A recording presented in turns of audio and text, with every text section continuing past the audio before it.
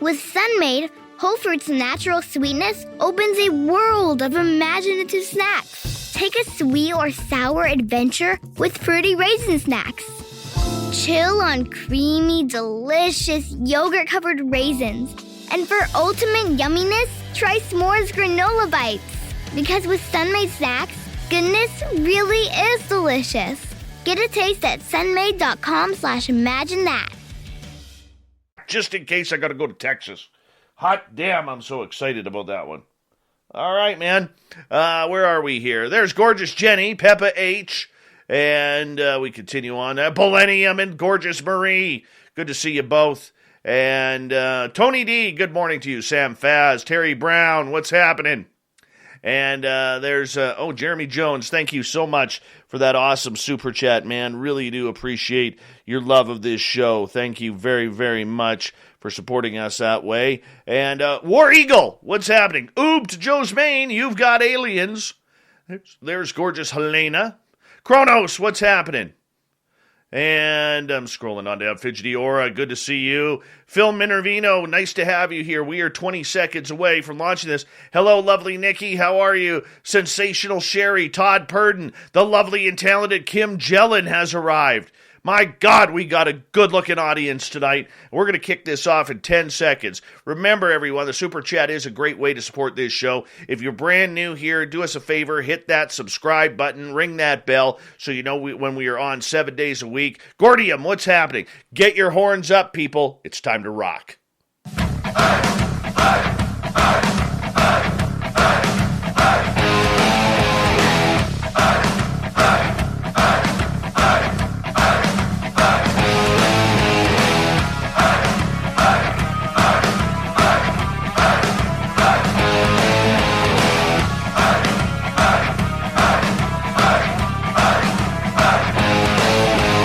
From the mountains of central British Columbia to you listening around the world, this, my friends, is Spaced Out Radio. I am your host, Dave Scott, sitting in the captain's chair of SOR headquarters.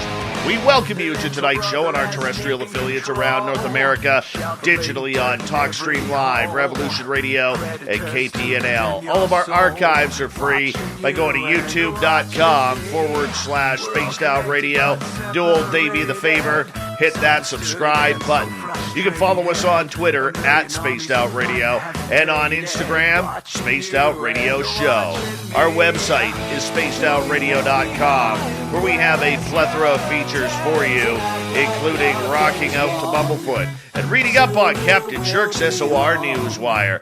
Tonight's show is brought to you by Chive Charities. Help make the world 10% happier by visiting Chive Charities today. You can find them on our website. The man, the myth, and the alien legend. Our Keith Andrews is back for another edition of the ET Connection. Keith is a lifelong experiencer who hangs out with us every now and again, once a month, to tell us about all the ET stories, all the alien woo, and I'll tell you, we love to board the train when Keith gets rolling. Our Keith Andrews, how you doing, buddy? Not bad at all. How about you? I'm doing good. I'm a little tired this week. But, you know, it's all good, man. It all culminates with the beginning of a brand new month. And already we're starting to prepare for Halloween. And, man, I'll tell you, I did have something exciting happen, though. I went out in the forest the other day, and I actually saw 5 big moose, man.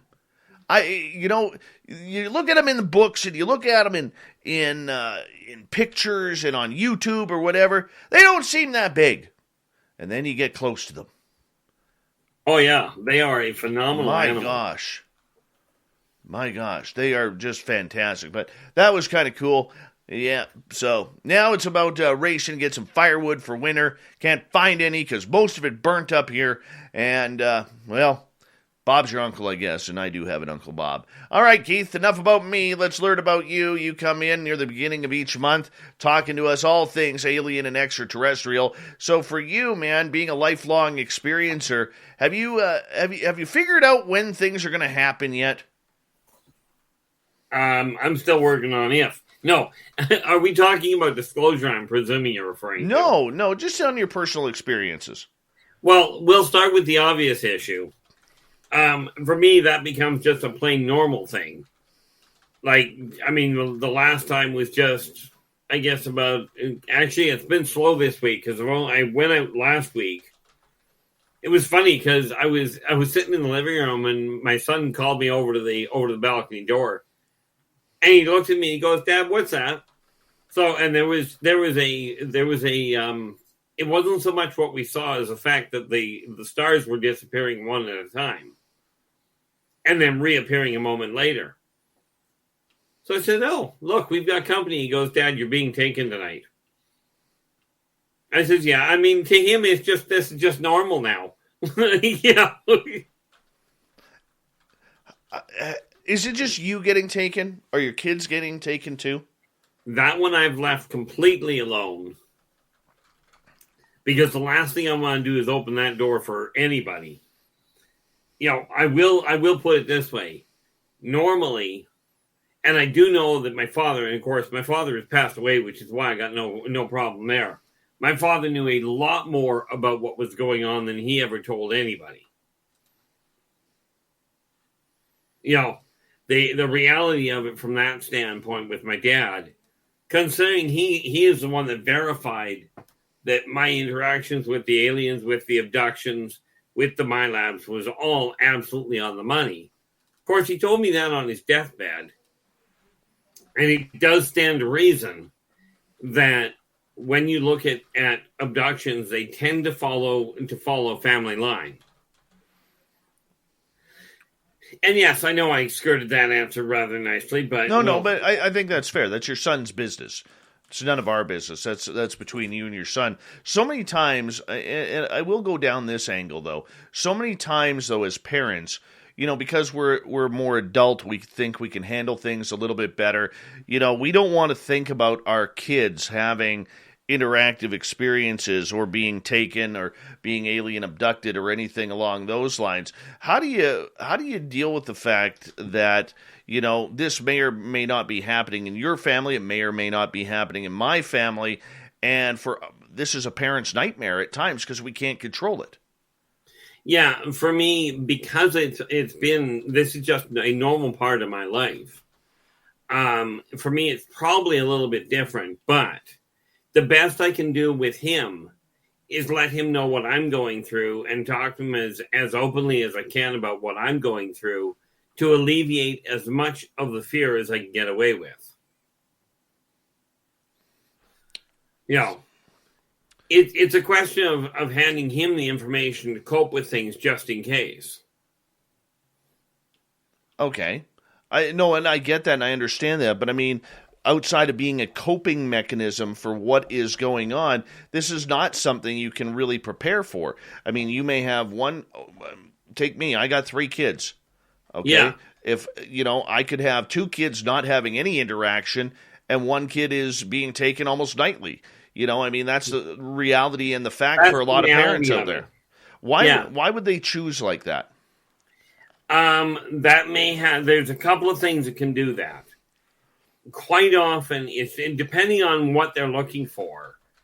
One child may show a more resilient temperament to be able to handle it that they can spot on the subquantum level, are more likely to be able to handle it. It may be a question of the metabolic rate of the kid. Okay, and the reality of it is this: you are right.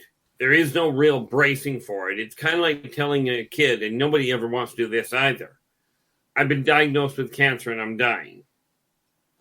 There is no preparation for it. And all the talking about it in the world doesn't give you a lot to work with.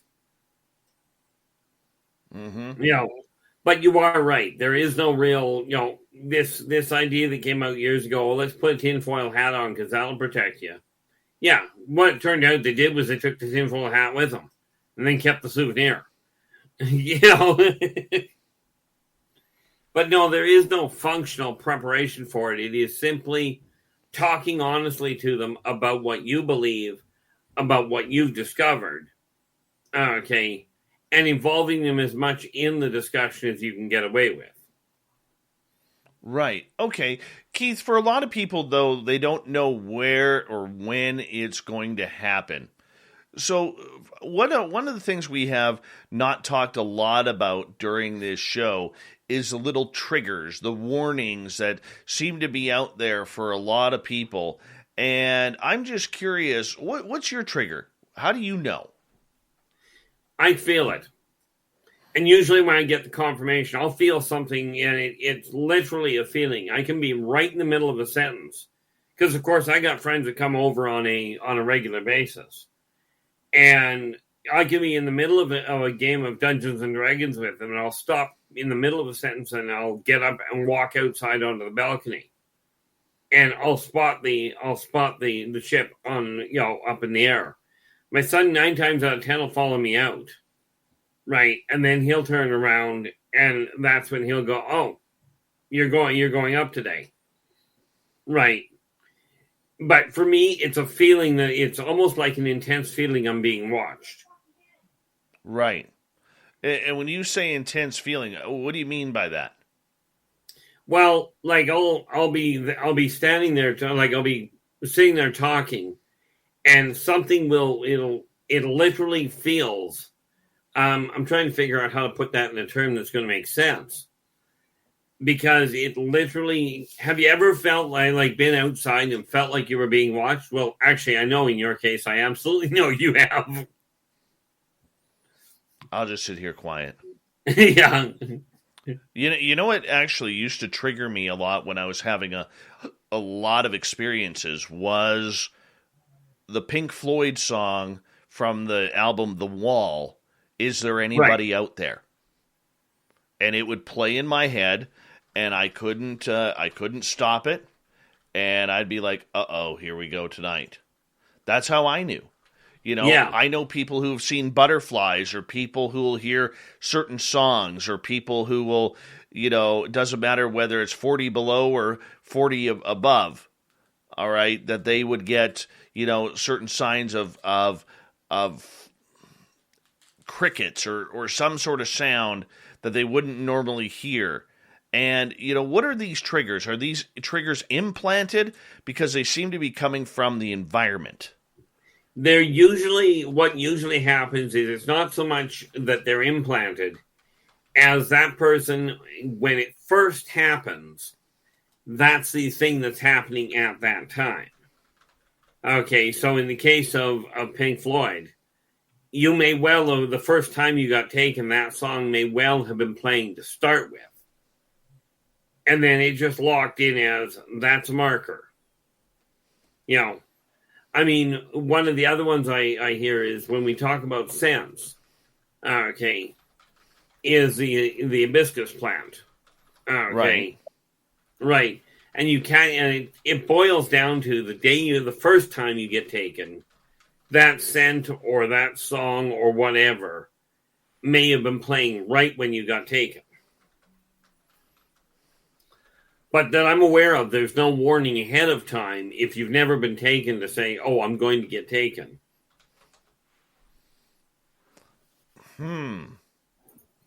Okay, so what are some of the examples that you have heard of signals people are having? Well, one of the big ones is that I keep hearing, and this is why I brought the issue of the scent of hibiscus. Okay, is that there's a couple of people I know that literally have said that I get this specific scent, and that night I will either never not sleep right, or I will wake up with nightmares or extra marks on my body that I just can't account for. The other one is one person, he chalked it up to literally to medical tinnitus for years, because every time he went to that he was taken, he would get this extreme high pitched whining in his ear. Right, and it just wouldn't quit. And what he told me the first time I was talking to him about it was that he would try forever to get rid of it, and finally it would quit, and he'd realize it was like 4 hours later. As in lost a whole pile of time. You know, some people will see an increase in what they call, orb sightings or odd sounds if they live in the bush, especially, right? They'll hear odd sounds in the woods that don't match what they've got, what they're used to, But there are so many variations on what can happen. Like, I mean, the obvious one is you're driving along, and this does not happen as frequently as people think. So I certainly don't want people going, oh, if I go out and drive, I'm getting taken. But you're driving along, you hear and you've got the radio set, and all of a sudden it goes completely staticky or jumps around on the spectrum, and it's not actually that. It's not really an abnormality. It's just when you're dealing with that kind of electromagnetic field, it throws the entire reception offline.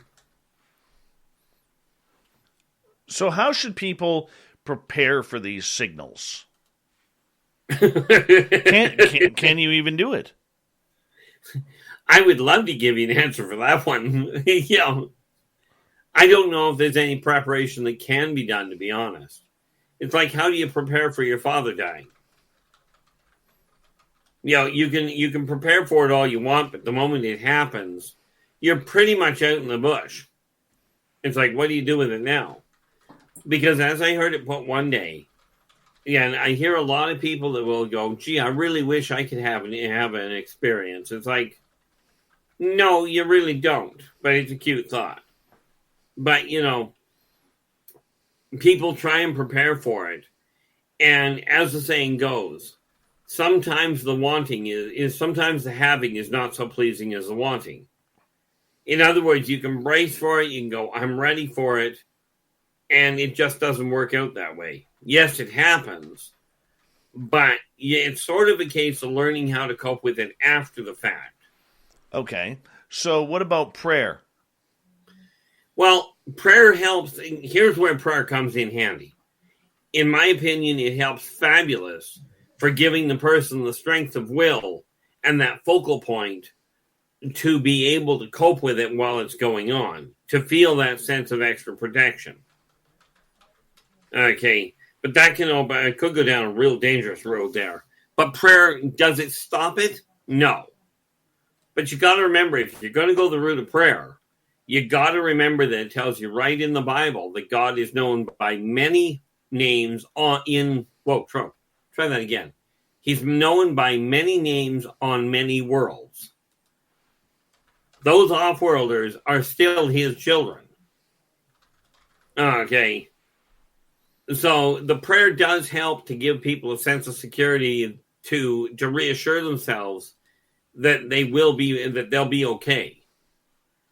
Does it stop them? Now, some people say it does. I've never seen a case where it worked. I've heard of a lot of people saying that it did, but when I've been present when it's been happening, prayer has never had anything to do with it. Of course, we have to realize, if you're praying, people pray in the language they speak. Sad to say, most off-worlders don't exactly speak English. Okay. R. Keith Andrews is our guest tonight on Spaced Out Radio, and we're still waiting for some audience questions to come on in for you, Keith. But the main thing that you are trying to do, though, is trying to somehow take control of this situation. Are you saying then that it's impossible to take control? No. The trick for taking control is, oddly enough, it's not taking control. It's literally a question of when you get there, and this is where prayer can come in a lot handier than just wishful thinking. If you can settle your mind enough that instead of going into panic, you can find a way, and this is really trial and error, but find a way to communicate with them. Usually that means remaining calm. If you can get some sort of a even if it feels like it's a one-sided dialogue, you can bet your bottom dollar they're picking up on the intention behind what you're talking about. And that will make the journey a whole lot more, shall we say, less stressful.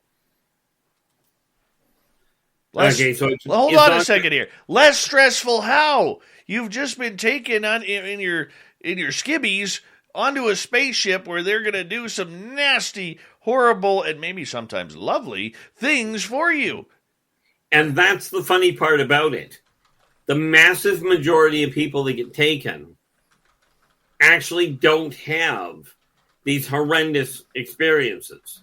You hear about the horrendous ones, but most of them, it's more like, when I talk about being more like a trip to the doctor, okay, the little scoop marks, yeah, they're annoying, they're painful, but it's not like they lop the arm off, unless it's a vegan, at which point it's like, oops, well, what are you yelling about? You just lost an arm.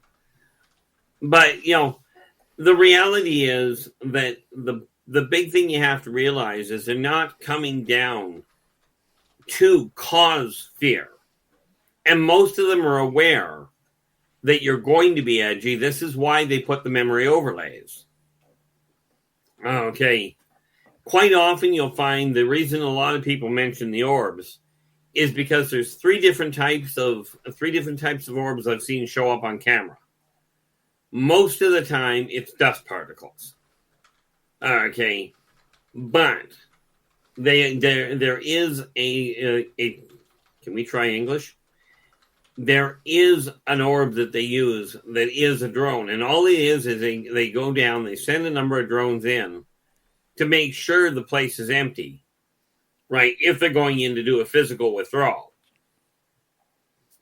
And some people will see them. And we have... Well, you go with that, and I will take you out there for a couple of seconds because our Keith Andrews is on duty. He does work from home until the top of the hour, so he'll let us know when he is back available through the show. But Keith has a good point. I mean, for those people who are experiencers out there, it's tough. It's very tough to try and put this all together and try and bring any sort of sense as to what is going on. So it looks like we're going to have Keith right back here right now. Keith, that was a quick call. That was just checking numbers. Oh, okay. So what I'm saying is, this is still a very difficult... Unexpected trouble? CashNet USA can take the stress out of borrowing emergency funds. Our fast, secure application process makes it easy to apply online 24/7. Plus, CashNet USA offers same-day funding if approved before 10:30 a.m. Central Time, Monday through Friday. Additional terms may apply. Visit CashNetUSA.com or tap the banner to apply today.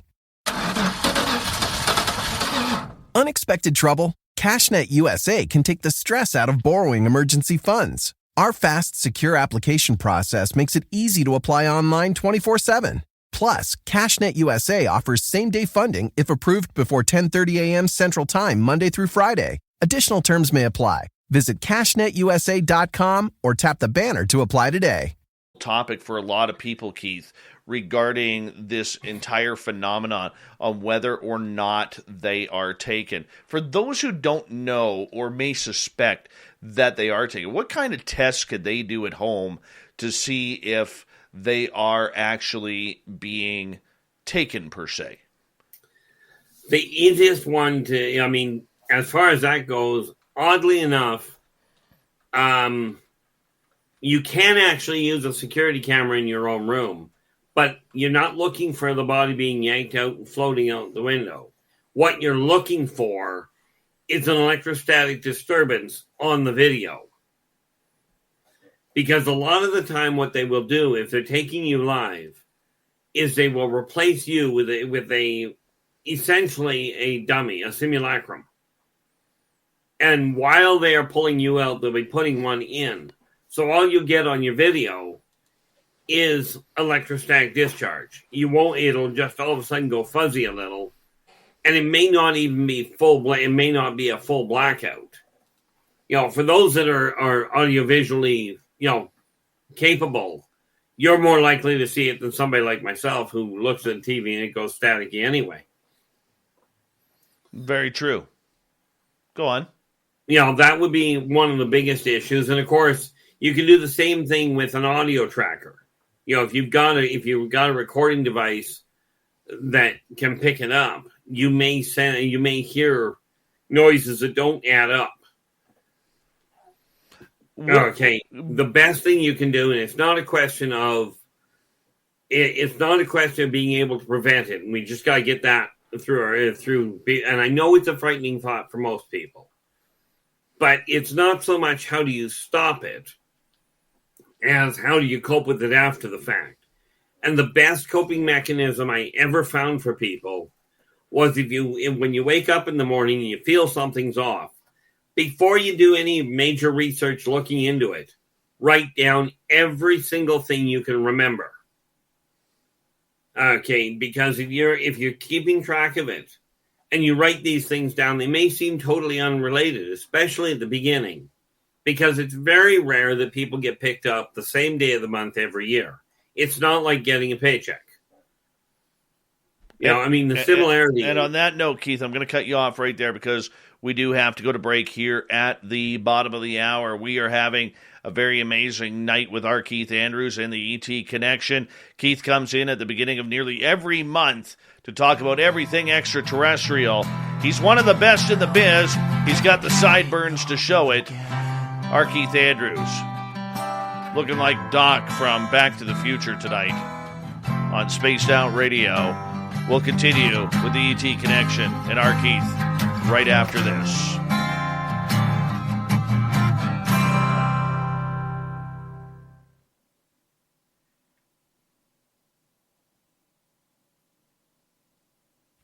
All right, we're clear. The YouTube channel is just hopping. Oh, dude, yeah. Like, I don't know how to tell how many people are in here. That's your department. Right now, there's 108 in there. Nice. Yeah.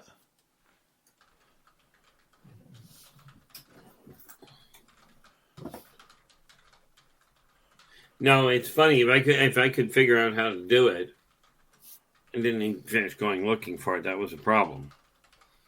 But no, that I'm aware of, trying to prepare for it ahead of time is a bit of a problem. Give me 2 seconds here, buddy. Yep.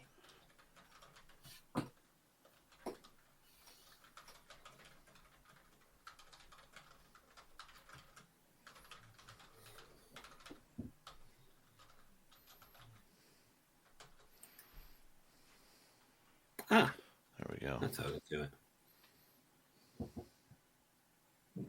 This is what I'm allowed to do now.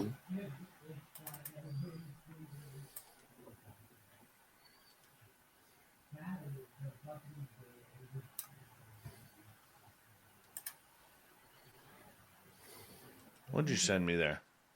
Oh, nice. That'd be the first one. This is the other one I'm going to send you. Because I don't know how to do anything else with them, but...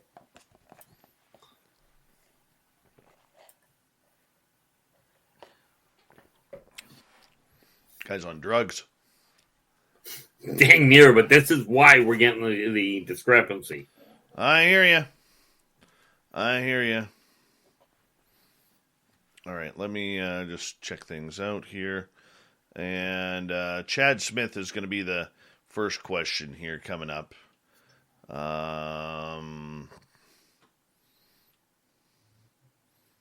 Questions are starting to come in, which is good. Hi, Bill H. How you doing? And who else has arrived here?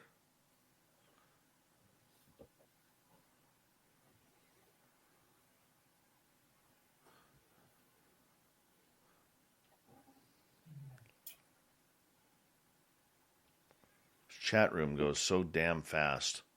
No, that's why I give you credit. There is no way I would track it. I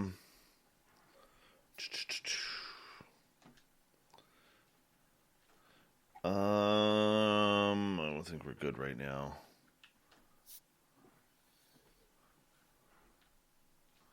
JCL Ohio, welcome to our channel. So for everybody who's new here, just so you know, we are a live radio show as well. So we do have to go to commercial break at the top and bottom of the hour, where we kind of just sit here and shoot the breeze, and sometimes it gets a little quiet. So I just want to let you guys know what is going on here, and and so that way you can understand why we're a little bit different than your regular everyday podcast or YouTube channel. So we appreciate the understanding, and we know it can feel a little inconvenienced. And by the way, who caught the good show earlier, right before ours tonight, on the Paranormal Chop Shop with Sonny and Lou Montez? Lou Montez showing off his brand new lip blade that he has. He's high and tight right in this area. Very high and tight, looking stellar.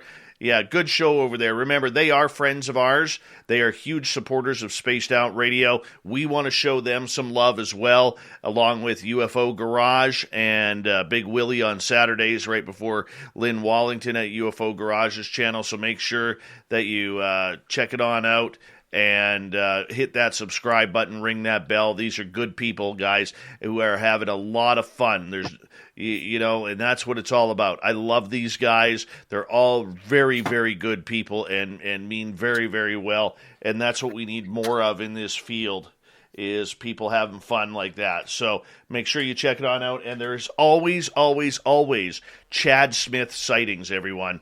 If you need a Chad Smith fix, and you're like, hey, it's not Spaced Out Radio time, but I just need a Chad Smith fix, you go into one of those shows, Chad guaranteed is going to be there. Guaranteed. Oracles and Beyond, how are you? Good to see you. And who did I miss here? Hey, there's Swamp Dweller, our good friend Swamp Dweller, the man who scares the shit out of us before we go to bed each and every night. Love Swamp Dweller. He'll be coming back on the show here in the next week or two. And big thank you to Lori Oliphant, Space Cow, Gorgeous Jules, Cat Chaser, Jeremy, and Black Dragon for the amazing super chats. It's a great way to support what we do on the show. Here comes the second half hour, everyone.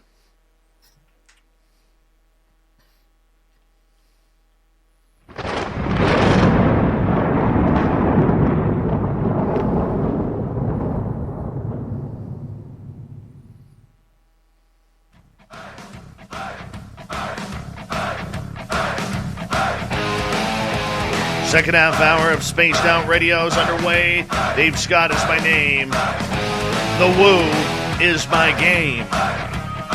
Want to remind you that if you missed portions of this show or others, check out our free archives by going to youtube.com/Spaced Out Radio. Do Davey the favor, hit that subscribe button. Our website is spacedoutradio.com. We have a plethora of features for you, including rocking out to Bumblefoot and reading up on Captain Shirk's SOR Newswire. Follow us on Twitter at Spaced Out Radio and on Instagram, Spaced Out Radio Show. We continue on tonight with our Keith Andrews and the ET Connection. It happens near the beginning of each month where Keith, a lifelong ET contactee, comes in, takes your questions, and we're going to kick things off with the Chad Smith here, Keith. And he's asking, what are the karmic laws and who are they for? Well, what they are is simple, and you got to understand, each of the karmic laws is as important as the next. It's kind of like the three legs on a three-legged stool. They all have to be paid attention to. But the three laws are: be true to yourself first, do unto others as you desire them to do unto you, energy out, energy in. Now, I'll explain what they literally mean in half a second, but who they apply to is every entity in existence. They are not relegated to only one race or one planet. They are for everything that exists. Now, be true to yourself first boils down to, if you're going to do something, make certain that you can stand up and proudly say, I did it. Okay, now there are exceptions. You don't want to stand up and tell somebody before a pleasant surprise comes up that you went and did it for them. But if you can stand up and, generally speaking, tell anybody, this is what I went through, then carry on.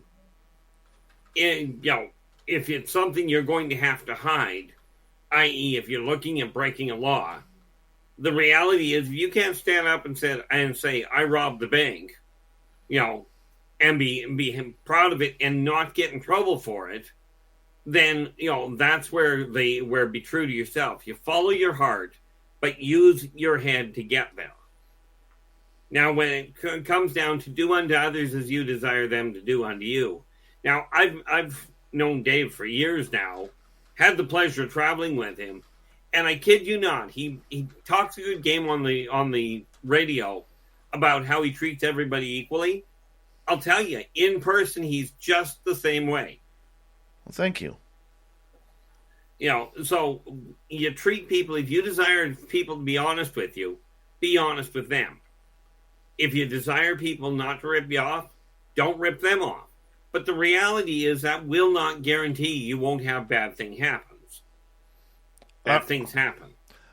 That's good advice, Keith. Thank you so much. Cashew is asking, Keith, do you have any thoughts about UFO sightings over erupting volcanoes? Oh, yeah. Erupting volcanoes are Mother Nature's way of communicating with her sisters, with her brothers and sisters. UFOs go over top of them because of the subquantum thermodynamics. So to take the readings, essentially take the pulse of another race, which, by the way, you're standing on. But that's what they're doing, is they're taking a look at the impact of the air currents. It's a way of them carrying a message to the neighbor, kind of like the post office, if you will.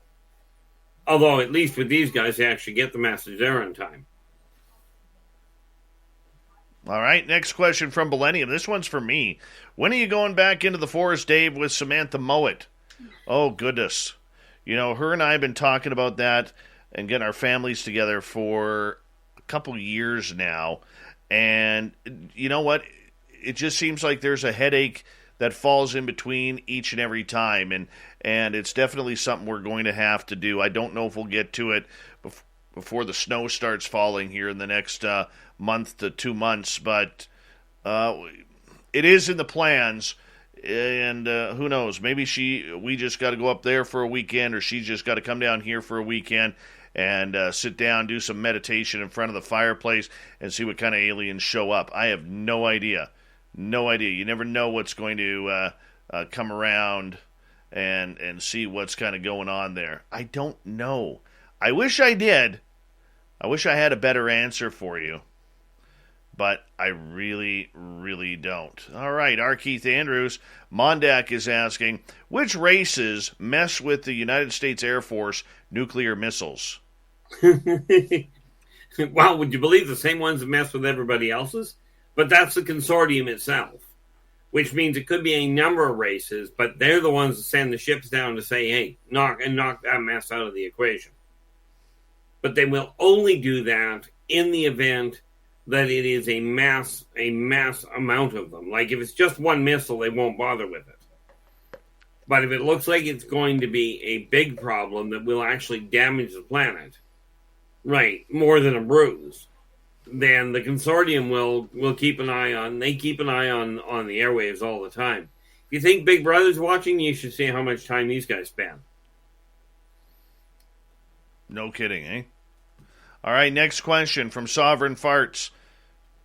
Which alien race originated from beneath the Earth, and where did they surface from? The Grand Canyon area? Well, that depends. I mean, there's a lot of them that did. The Chitauri evolved there. The Chitauri are a reptilian race that actually originally came out and surfaced in Africa. Okay. What people in today's world know as a dwarvish race were literally built underground. And then, of course, you've got earth elementals, which spawned from underground to start with. Very cool. Very cool. So with those races that are down there, how many of them actually come up here to kind of explore the upper part of Earth? Actually, a phenomenally high number of them. But most of them are adept at concealing themselves in such a way that you won't notice them. Like, you don't get a lot of them wandering around in the cities. Okay, I will tell you that there are, your hybrids, as in the, half human, half other race. Many of them will come up, and they just look a little different, but they look close enough to normal that you just ignore them. Awesome. But if you're asking if there's some sort of real weird ones, I mean, there was a video of a set of Teclac in the New York sewers. Right now, they didn't come up from underground; they came here from off world. Right. Hey, before we go any further with questions, there's a good friend in our chat room tonight. It goes by Swamp Dweller. He'll be a guest on our show for one of our Halloween specials coming out. It's his birthday today, and we want to give a big shout out to Swamp Dweller. And you know, I got to tell you, man, you're one of the biggest YouTube channels that we have had on this show. You're an amazing storyteller. I recommend that all of our listeners go to your YouTube channel, Swamp Dweller, and hit that subscribe button and ring that bell. You're an absolute mentor and idol of mine personally on YouTube, and I've learned a lot from just looking over your channel and what you do. I hope you have the best birthday ever, and that you take the time to, you know, splurge in your success, because there's a lot of people who are very proud of you and proud to know you, and the fact that you come on into our chat room and hang out with our listeners here on Spaced Out Radio is incredible, and much love from all of us at Spaced Out Radio to you. Happy birthday to our good friend Swamp Dweller there, and thank you so much for letting me break in there, Keith. Let's get to the Michael Leger's question. The Michael Leger. What kind of species of alien propels their craft via flatulence? I really cannot give you an answer to that one. You know, people that smell like that, I try not to hang around. But, you know, in all fairness, I have not, you know, I would suspect it is likely, I'm just trying to think here. No, they're not actually, they don't actually have spaceships. There's a few that it would not be a shock. Let me just see. Did I bring the book up? Volume 2. I was looking at one that you might consider it propels itself that way. The one, and it's not technically propelling a ship, but the Archons, when the mature Archons, since they're a living organism the size of a small ship, you know, when they get to be adults, you know, you might consider it that's how they propel themselves, but there's none that I know of that actually do it that way directly. All right, next question. Let's go over to Typical Watch here. Are all aliens evil? I think we need to spend some time on this one. Okay. Number one, the answer is no. All aliens are not evil. There is not one single race that is entirely evil. Okay, there are invariably oddities.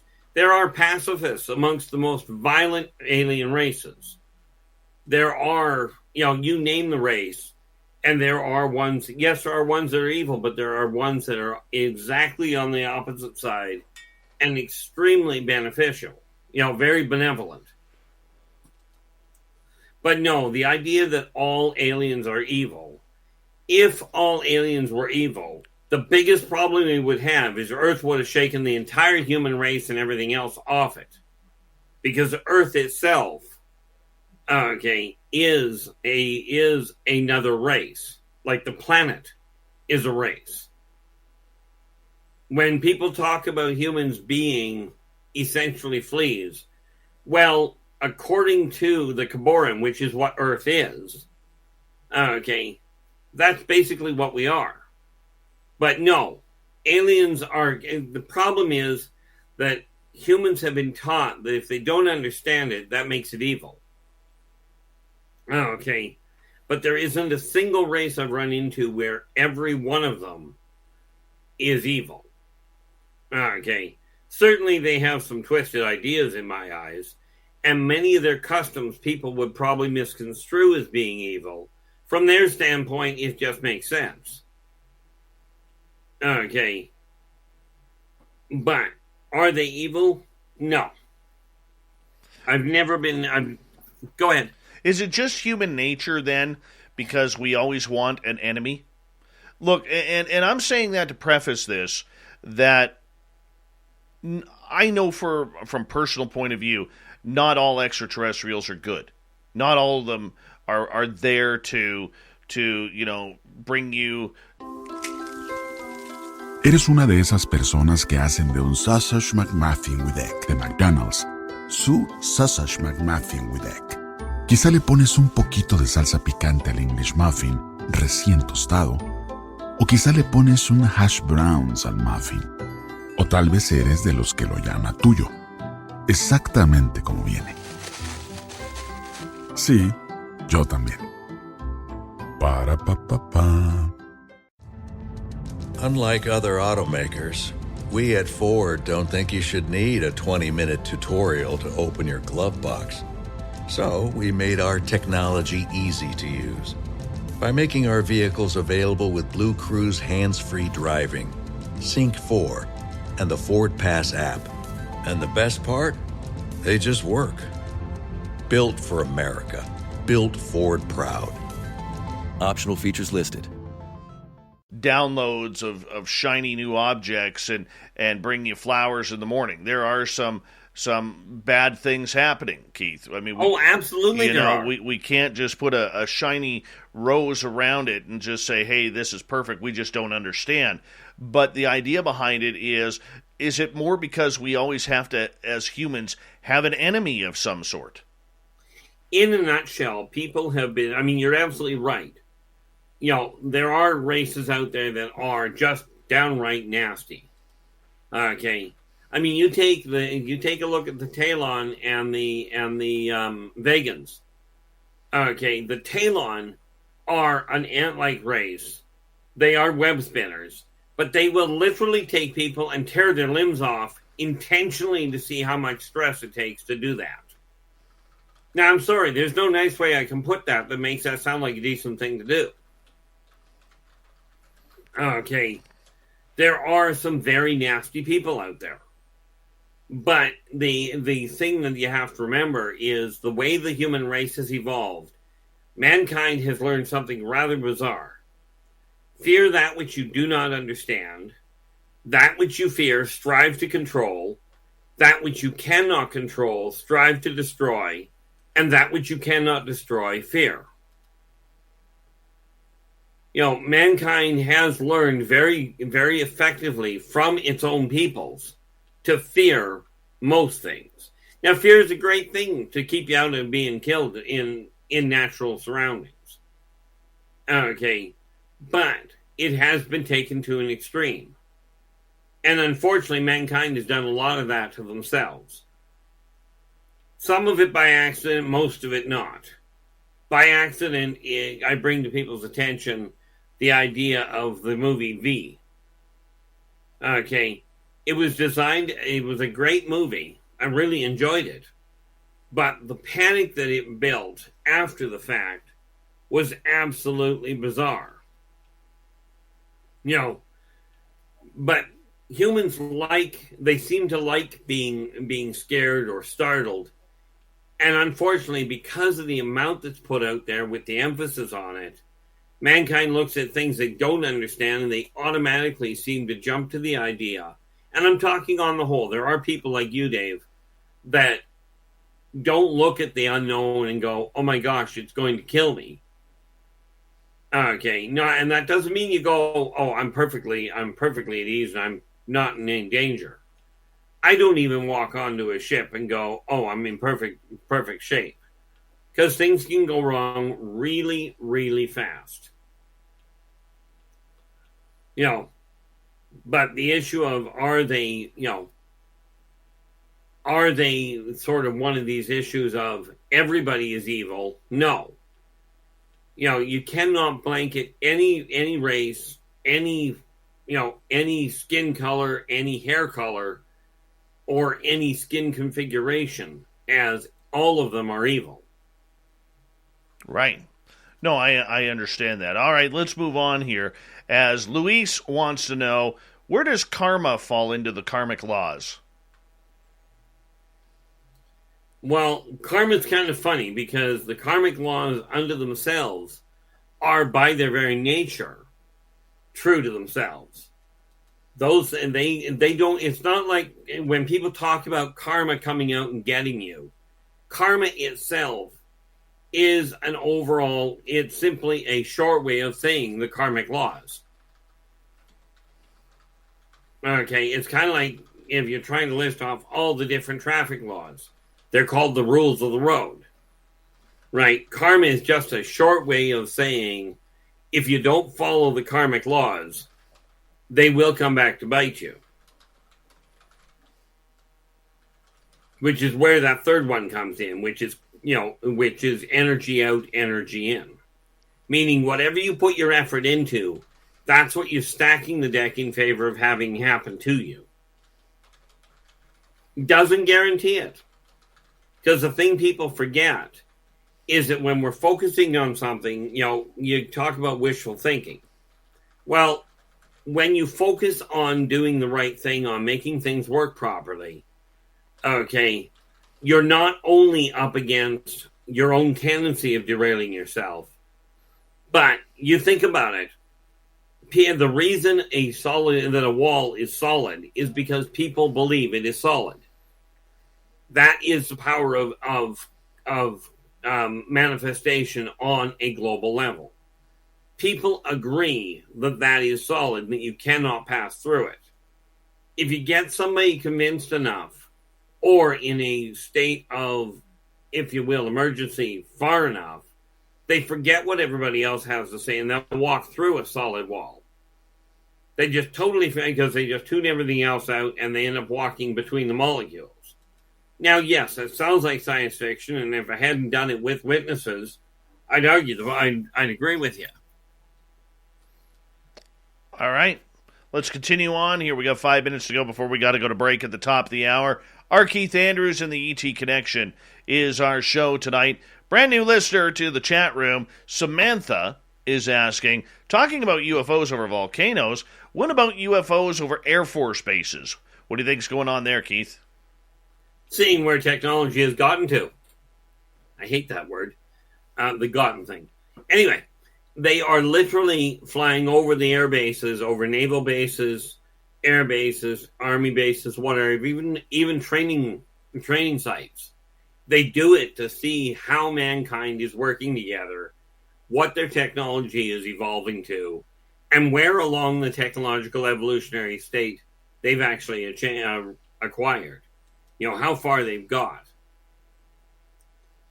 The idea is if we can figure out how close they are to making headway, we can accommodate their arrival.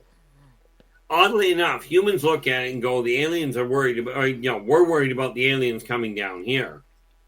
The comical part when you get up there is they're just as worried about mankind getting off this planet en masse. So they keep very close eyes on, not only on the air bases, but on research centers, on hospitals. They even keep an eye on, this is why they keep showing up at really weird hours to different people's houses, especially if you're looking at old age homes. Let's see how this race, on the whole, is dealing with the imminent demise of their people. Okay. Because many of the races are very cold by human standards. So they come over places like the air bases. Because the air bases, if you remember, the military bases have theoretically got the best technologies for scanning for concealed, for hidden vehicles and what have you. They've got the best sonar and what have you. So if you're bringing down a crew and you're trying to teach them how to handle their own cloaking capacity and their own stealth options, going into a place that is high security on Earth, is a good way to give a kid a test. One of the most common races that you'll find over military bases will be the Martokians. Okay. Quite literally, they're Martians. Perfect. Let's go to Greg. Can the Oara camouflage by hugging a tree, or is that Sasquatch? That's Sasquatch. The Oara will just tear the tree up and hit you with it. Okay. L is asking, what type of heavy metal do the Nordics prefer? Come on. I have no idea. I think they're about Iron Maiden, Judas Priest, maybe a little Pantera on the side. I heard that the Nordics really like Walk and Cowboys from Hell. That's at least what I've heard. I could be wrong. That's okay. I'll leave you with that one because, well, frankly, I don't listen to heavy metal. Oh, you should. Well, actually, I really shouldn't. No, you should. Heavy. It's good for you. There's a nasty type of heavy metal, from what I gather, that is called death metal. It's fantastic. That will literally stop my heart. Well, you don't have to go that hard. You don't have to go that hard. All right, minute left. Alien Critter is asking, hi, Alien Critter, how you doing? Keith, are there adversaries of the Galactic Council? Always. Fortunately, we're not dealing with them here. There are adversaries because there are other out in other areas, other sectors. We said this is why I tell people the alien races are not much different than humans. They still have border problems. They still have their own what we call countries, but in their case they span over star systems. Okay.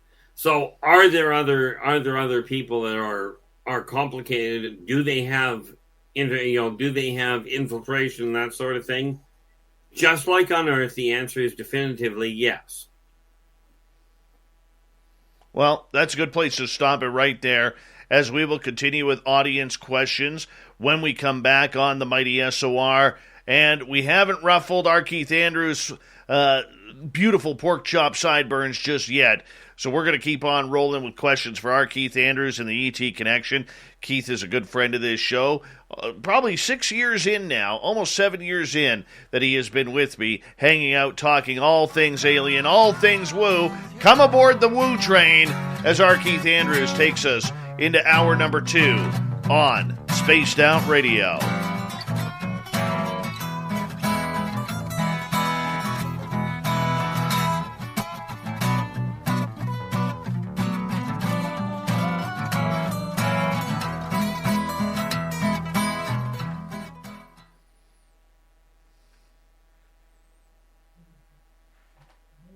All right, we're clear, buddy. Oh, you know, I'm going to go grab a quick drink. I'll be right back. Yeah, you go, man. James Tench, welcome to our channel. How you doing? Who else am I missing here? I'm way back in the chat room here. I'm catching up here with your questions. Right now, I'm about, just so you know, I'm about 12 minutes behind in the questions. So I will catch up. I just have to, just give me a little bit here. Rage Clan, how you enjoying your first live show? Hey, Flat Earther, what's happening, buddy? Thank you for that awesome super chat, man. Appreciate that. Thank you.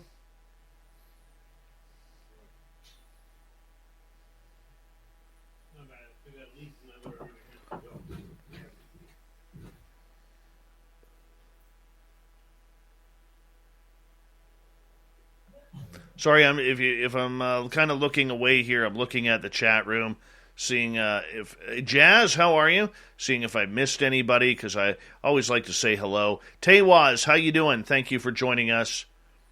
The sensational Susan B has arrived. Thank you for joining us, Susan. And let's see here. Yeah, the show always goes fast with Keith on here. It really does.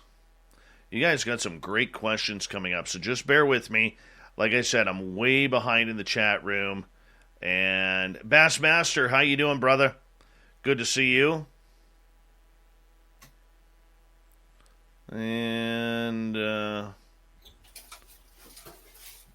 Spooky Morales, thank you so much for that awesome super chat, man.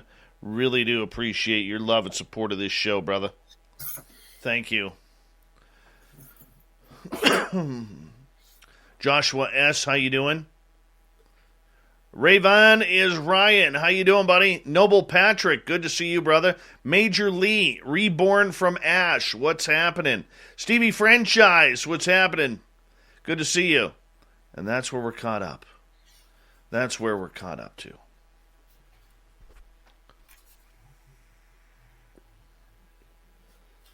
Don't forget, John Hudson will be here for the Unbiased UFO Report.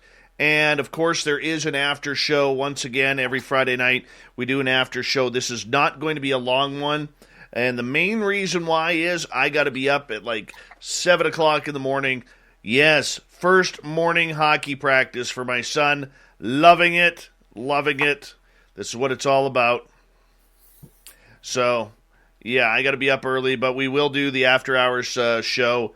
And probably for an hour and hang out there. So if you want to hang out with us after the show, that's where we'll be. We'll take your questions and your comments and everything like that. We got about 4 minutes, Keith. Yep, not a problem. Just calling up a couple of pieces of information. I like the fact you put that question up because it meant that I got a chance to look for them.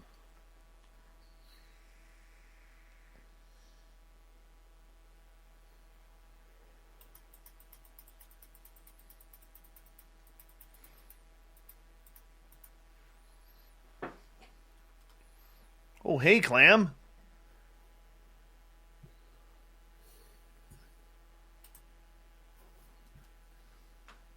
Thanks for that password.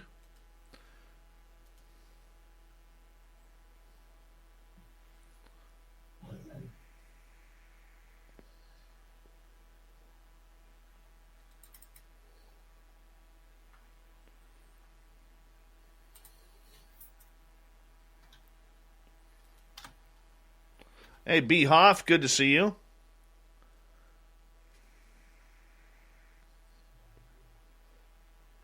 Mandingo, what's happening?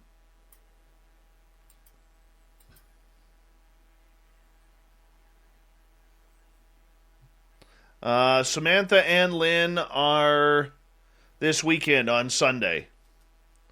Yes. I want to say a big thank you here as I scroll way up here because I got to go 12 minutes behind here in order to get to the questions.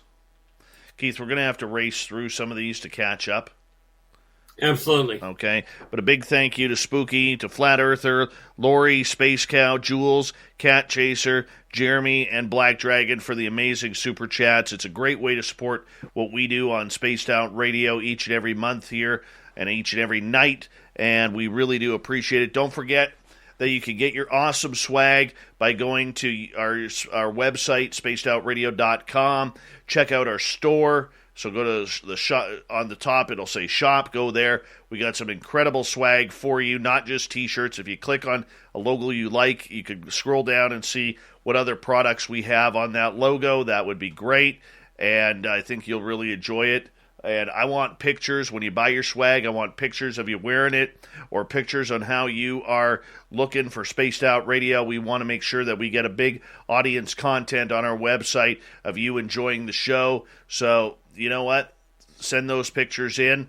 We'd appreciate it. You can send them right in on the website, and we'll get them up there eventually. I'm having a lot of fun tonight, man. A lot of fun tonight. This is just a great show. Our Keith Andrews is one of our best guests that we have, and just enjoy. Pick up the hair and show them the pork chops there, because we got to get going right now.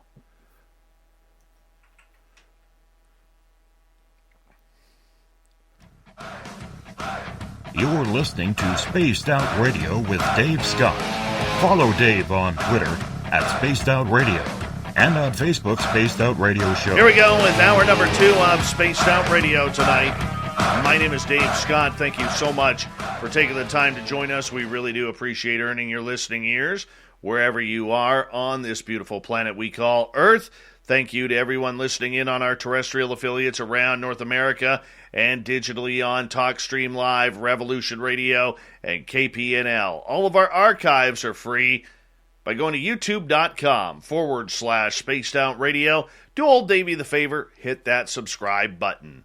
The Desert Clam, he set the password for tonight in the SOR Space Travelers Club. Hey Metallics is your password. Use it wisely, Space Travelers, as the Clam sets the password each and every night right here on Spaced Out Radio. Our website, spacedoutradio.com. We have a plethora of features for you, including rocking out to Bumblefoot and reading up on Captain Shirk's SOR Newswire. Follow us on Twitter at Spaced Out Radio and on Instagram, Spaced Out Radio Show. We continue on tonight with our Keith Andrews and the ET Connection. Keith comes in near the beginning of each month to talk about strange things happening from the aliens above and from time travel, inner Earth, wherever they are. Keith, we're going to continue on with audience questions here. This one coming from James. What are orbs? What race has the largest individuals? So two separate questions there. Yeah, I was going to mention that. Orbs are the racial name is a Vorosic, and they are literally an energetic orb. Okay, that'd be the first answer. Okay, you do have the other side of it. The largest race, well, it's a little bit of a toss-up. The Caboran, which are planets, are just about the largest, but the Archons, which start out the size of a parasite, are bigger than the Caboran when they actually grow to full size. And of course, then we have the Anunnaki, which everybody has looked at. The Anunnaki are, by human standards, they're the largest bipedal humanoid race. Okay, although the Drakes do run a close second, they're the largest reptilian race. Okay, perfect. Let's move on here. Yola Tango is asking, how do the planet races mate? They are, what is the term it's called? I'm looking for the actual term, and I'm drawing a complete blank. They literally will dislodge a part of them, and that part will grow. I forget what it's called when a race does that of its own accord. Okay. I was going to say mitosis, but that's wrong. There's a scientific term that actually refers to it quite nicely. Spooky is asking, what is it that skeptics don't get when they ask, where are your photos, videos of your experiences? Oh, that's the easy part. They don't get that I don't have them. They have this, skeptics have this thing that if you can't show it in physical form, it didn't happen. And now it's Geico's Motorcycle Rules of the Road. Before you ride, make sure your mirrors are clean and adjusted properly. And if you're going on a group ride, make sure the lead biker knows where they're going. Ed, quick question. Where are you taking us? Oh, I have no idea. Well, am I the leader? Because I was following that dude with the red helmet. Where is he? And the rule to saving on motorcycle insurance is, in 15 minutes, Geico could save you 15% or more. With Sunmade, whole fruits natural sweetness opens a world of imaginative snacks. Take a sweet or sour adventure with fruity raisin snacks. Chill on creamy, delicious yogurt-covered raisins. And for ultimate yumminess, try s'mores granola bites. Because with Sunmade snacks, goodness really is delicious. Get a taste at sunmade.com/imagine that. Right. And, the reality is I just don't have them. It boils down to, number one, technology for me doesn't work as well as I'd like it to most of the time. But much more importantly, I came to the conclusion that I didn't actually require it. Now, I did get one I shared with Dave years ago. Right. That I went out of my way to get. With the Pleiadian hybrid. But on the whole, I don't have photos. And that's what skeptics aren't getting. For you, and let me add this to it, for you, it's not a matter of trying to prove it to anybody. It's a matter of, for you, improving your own communication. Ultimately, yes. All right. Next question from Sovereign. Which alien species mutilate and eat humans? Well, mutilate is another question, but as far as humans go, the Teklik are the most well-known for it because they find humans are rather tasty. Okay, they're the ones you really don't want. I mean, they will. The lichen will. Okay, there's another term for it, but any of the carnivorous ones will eat humans if they can get away with it.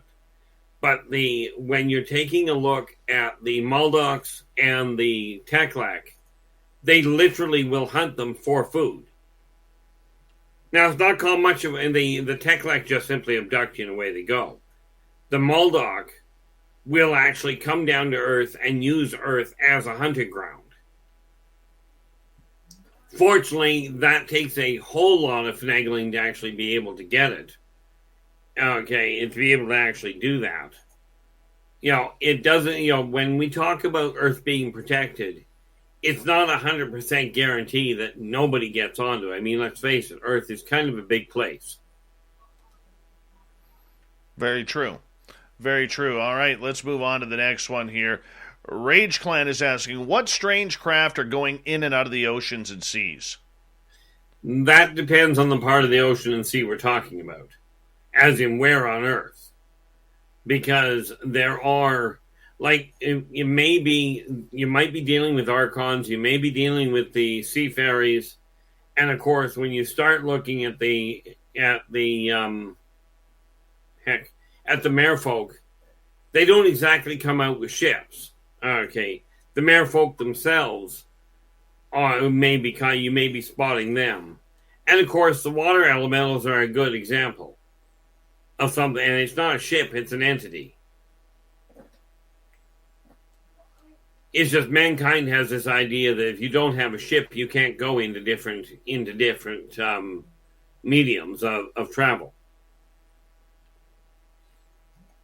But that's understandable. Mankind is kind of a young race. Very understandable.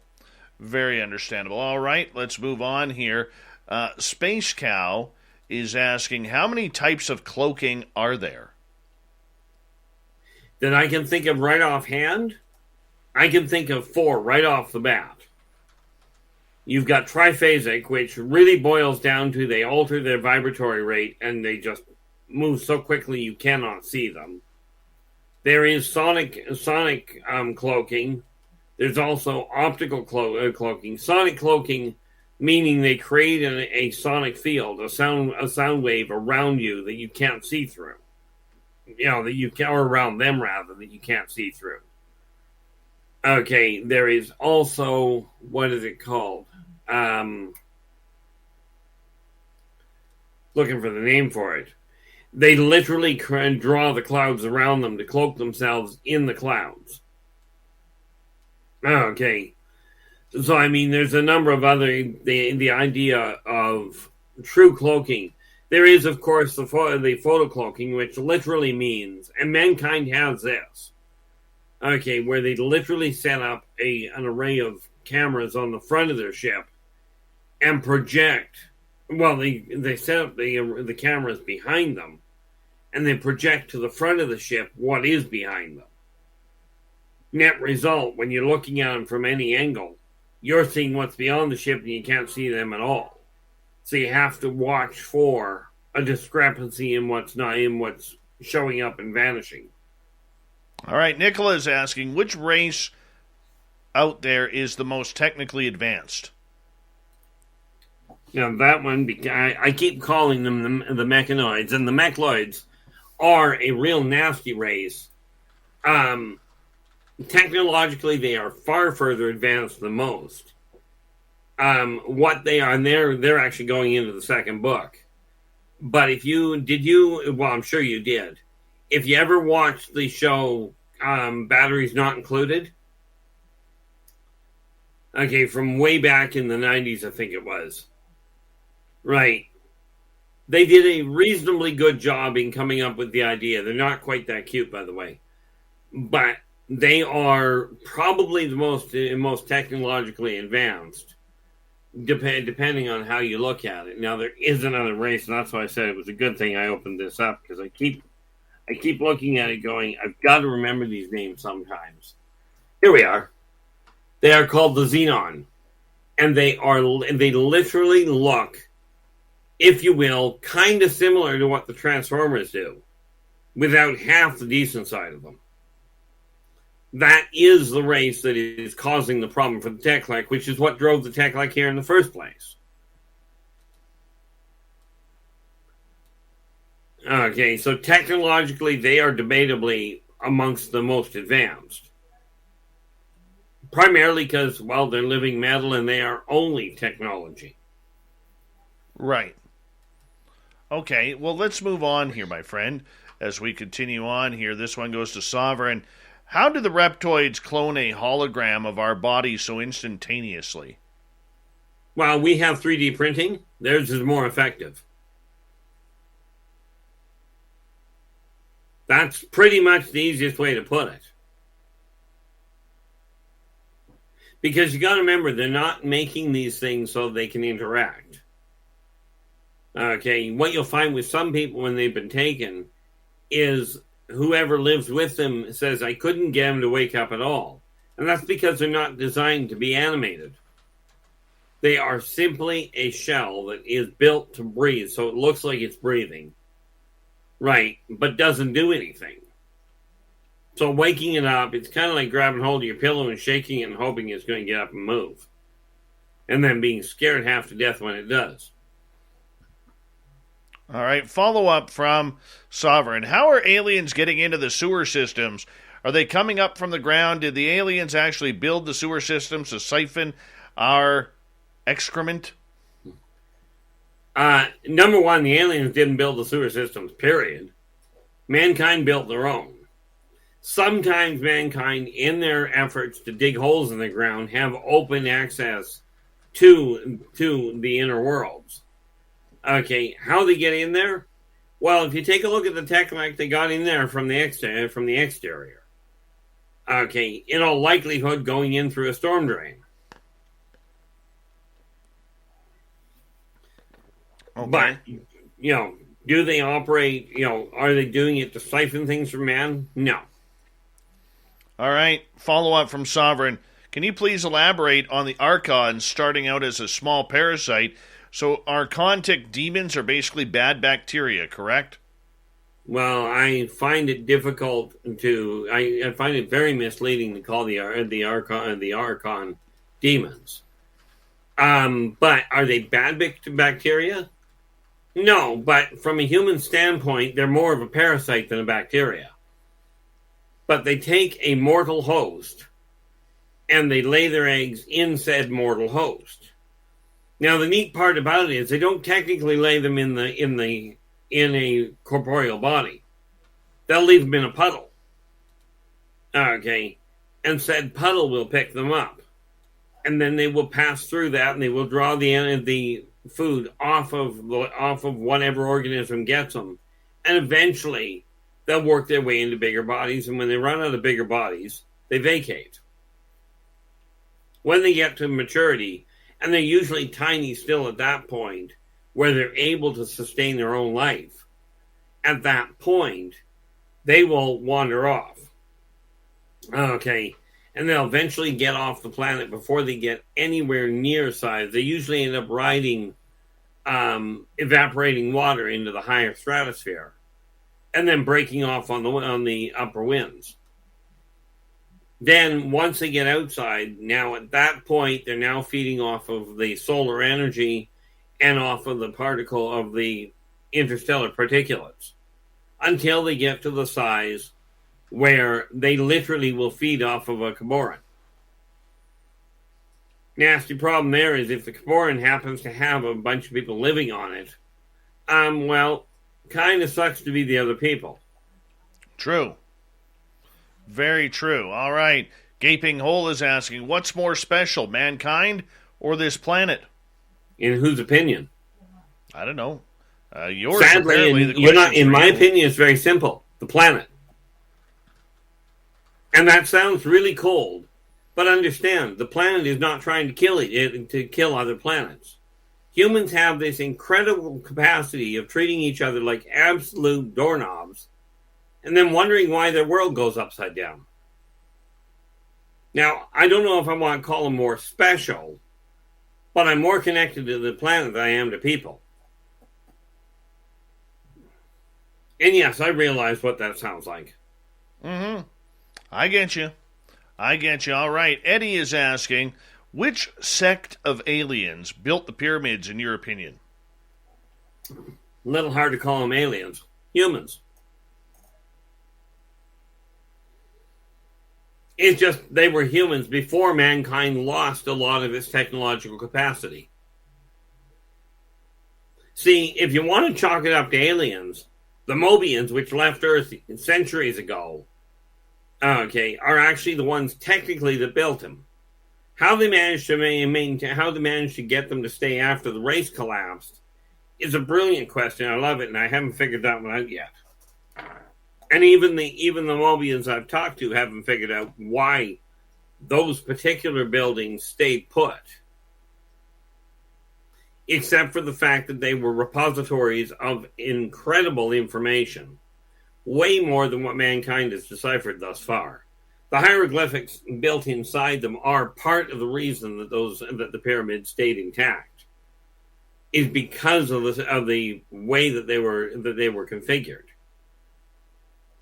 But it wasn't technically aliens that built them at all.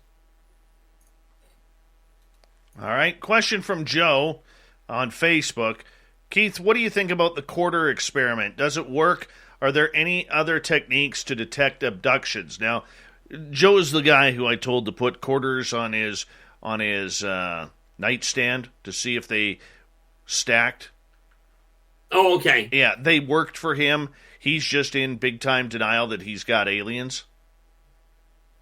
Well, I'm not the one to tell him whether he does, but I will. Said, I will. I know you will. And I'm not arguing that point at all. But as far as does it work, the answer is absolutely. Because it doesn't take much to actually pick them up and stack them. You know, it's a very simple way. And the funny part about it is that only works if the alien wants to let you know he was there.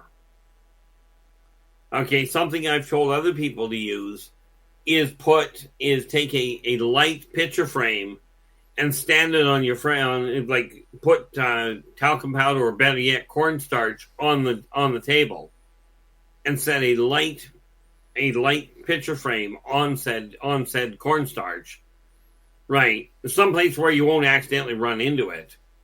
Therefore, if it gets bumped, it'll move, and when you look at it, it'll have clearly moved. The cornstarch will tell you it's been moved. Right. This will tell you somebody extra was in the house. That makes sense. Yeah, the coin experiment, just so people know, that's where you take a couple of coins and you lay them down flat side by side. And then if you think you are having any sort of ET contact, what you want to do is you want to put it out to yourself before you go to bed, almost in a prayer type form, and say, look, if you are taking me, please stack the coins. And if I get back and you haven't stacked them, allow me the ability to stack them so that way I know. Many people that we have introduced this to during the show over the years have tried this with success, where they wake up in the morning and they have no recollection, only that something weird seemed to happen, and they get back and they look on their desk and the coins are stacked. So what you want to do, though, is you want to put them far away enough from your bed or you're on your far part of your nightstand, so that way there's a little less chance of them being bumped or you subconsciously doing it. So that's just the way we go with it. All right, let's go to Lazarus here. Lazarus is asking, can you ask if the moon was put in place by aliens or was it always there? Well, it wasn't exactly always there, but it wasn't put there by aliens. Had something to do with the way that the entire system was set up, much like an electron leaving an atom and reconnecting with another atom. The moon was basically, it was part of another system. You know, be it an asteroid, be it exactly where it originated, I don't know. But it got into the right orbit and hit the right spot, and net result, here it is. Was it actually drawn in there by aliens? Not from my understanding. All right, let's continue on here. Samantha says, wish we could come up with a plan to turn the tables on the abductions by somehow trapping the abductor. Reverse abduction, anybody? Already being done. By who? Well, aside from other races, humans have captured a number of off-worlders. They're just not telling you about it, and they're not about to admit it. Not yet, anyway. Spaghetti is asking, what species is showing humans their hybrid children? That would be the Greys, the Zeta Reticulans. They're the most common. The Nordics are involved in it. Some of the reptilian races, as in the Thrasazians, will. Okay.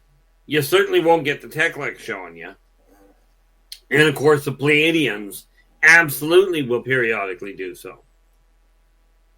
You know, but it's not every race that'll do it, because it revolves around realizing the other race has to realize and has to understand the importance of that human bonding with the child. You know, the parents bonding with the child for the child to adapt properly. You know, it's part of the cultural training, which is why I said first off that the Greys are the primaries. All right, we've got a minute left. Let's try and sneak in one more here. Luis is asking, does the planet Nibiru actually exist? Also, does it ever come to our solar system, as I've heard? Well, first of all, the planet Nibiru technically isn't a planet, it's a ship. Does it exist? The answer is yes. Does it come to our planet and to our system approximately every 3,600 years? The answer is also yes. Okay, but the reality is, if you look at it, if it were a planet making that orbit, as some people have suggested, it would turn this planet, the entire solar system, upside down, or more to the point, inside out, because of gravitational pulls. You have to look at the reality. In order to pass through the orbit without actually doing that, it would have to be able to control the gravitational field, so it didn't disrupt the flow. And the other side of that question is, you're looking at the Anunnaki on board. Are they coming back to check on people? Absolutely. Are they coming back to eradicate or abduct a whole pile of new people? Not at all.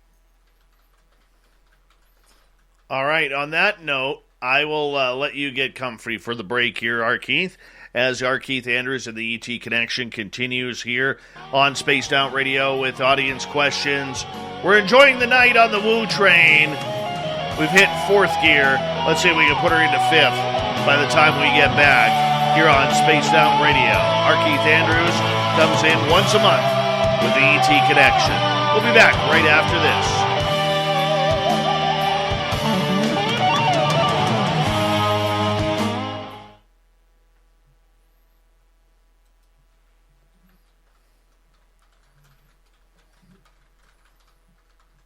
All right, we're clear, Keith. Okie doke.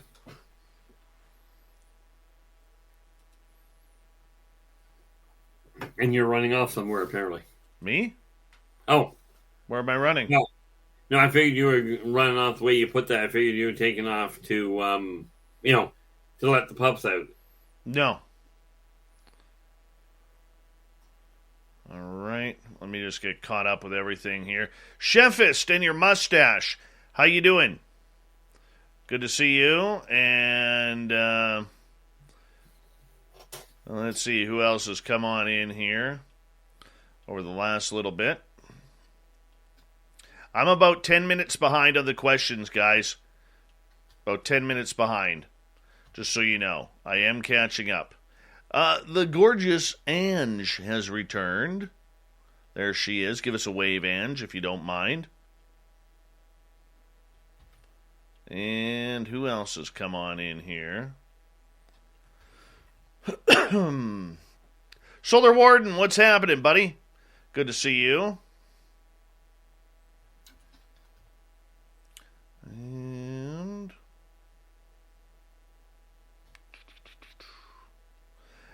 Benji might be, or Benjil might be. Welcome back. I know you've been here before. How you doing?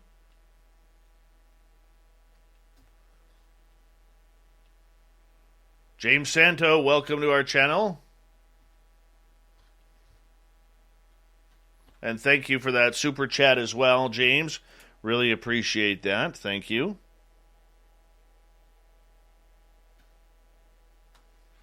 And where else we got? Ay, qué hambre. ¿Pasamos por McDonald's? Va, ¿qué ordenas normalmente? Una quarter pounder. Ah, eres una burger person. Y unos McNuggets. Ah, eres de las mías. La mejor manera de conocer a alguien deal de McDonald's. Ordena por anticipado por el app de McDonald's y llévate 2 de tus favoritos, como un McNuggets de 10 piezas y una quarter pounder por solo $6. Precios y participación pueden variar, producto individual a precio regular. Here. Hey, there's Fapster. There's Fapster. He's a living legend right there.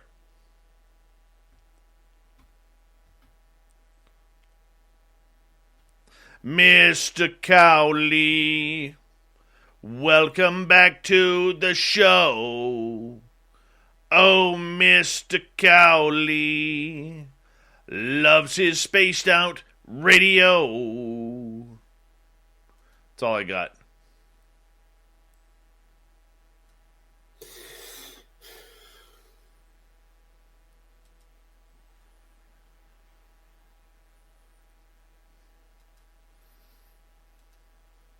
I'm having fun tonight, Keith. Flying on by. That is extremely important. Mm-hmm. It's flying on by, dude. Yeah, what time are we? 10:30 already. I know. Yeah, definitely a little different.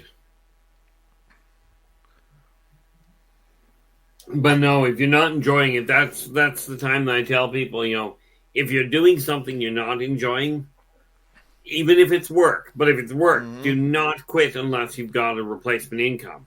True. If it's just a hobby that turns into a chore, it's no longer that much of a hobby. Oh, I hear you. I hear you. Trust me, I hear you. It's kind of a funny joke around my daytime job now, because I'm usually falling asleep in my office. That exciting, eh?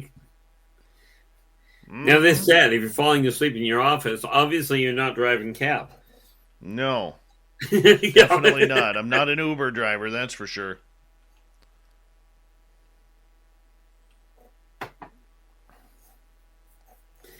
Well, Lord knows I've been known to do that periodically myself.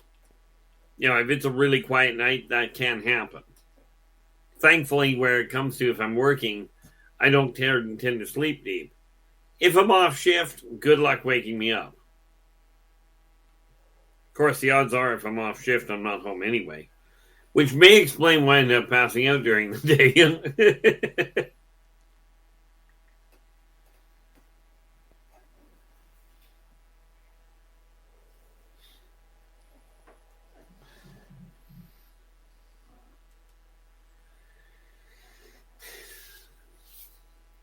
Yeah, it's fascinating watching the number of questions that keep coming back.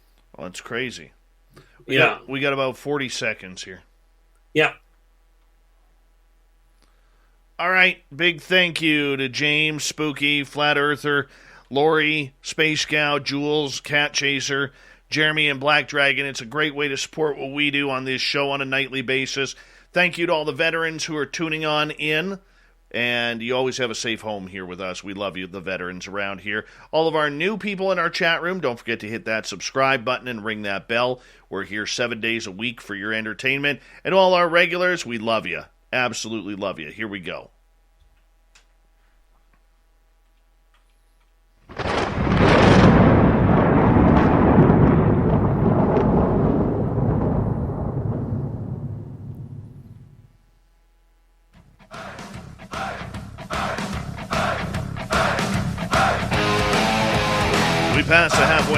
Spaced Out Radio tonight. My name is Dave Scott. Thank you so much for taking the time to join us.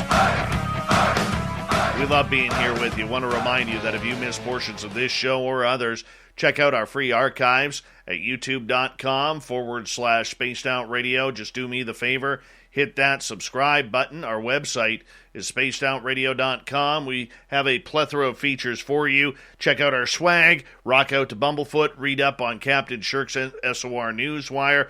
Follow us on Twitter at Spaced Out Radio and on Instagram, Spaced Out Radio Show. Art Keith Andrews and the ET Connection. We continue with audience questions here as Keith joins us once a month to talk about all things extraterrestrial. And Spaghetti Lee has a question right off the bat here. Keith, what species is most likely to intervene in human military activity? Depends entirely on the activity. If we're talking two armies attacking each other and killing each other off, nobody's going to step in. If we're talking out-and-out nuclear war, then the consortium itself will authorize whatever race is handy to go down and interrupt it. Okay, if it's a military action that is going to damage the planet itself in a big way, and I don't mean just dropping a bomb, I'm talking about something that will alter the actual configuration of the planet, then the consortium will step in and do something with it. Now, which race they put behind the wheel, as it were, depends entirely on who's available. Right on. Right on. All right, let's move on. Follow-up question from Spaghetti Lee. What race is placing starseeds and hybrids on Earth? Well, it's funny. The hybrid side of it depends on the race. The most common one would be the Greys, the Zeta Reticulans. Although there are other races that have children down here. Okay. It's kind of funny because some of them actually will put their misbehaving hybrid children on the planet as a sort of punishment, if you will. I.e., we've got all these great toys up here, all this technological advancement. Okay, you don't want to treat this stuff properly. We're going to put you in the backyard. Now let's see how happy you are. Okay. Where it comes to starseeds, that boils down to essentially the same thing. Okay, because you're looking at people that have come down. More often than not, they're not so much placed here as they're born here. Okay, the Indigo children were the best examples of it. That were children that were born here, knowing exactly what they were up to, knowing exactly why they came here, with knowledge that went way beyond normal human can. But starseeds are actually born here. They're not exactly placed. The hybrids, on the other hand, are usually placed.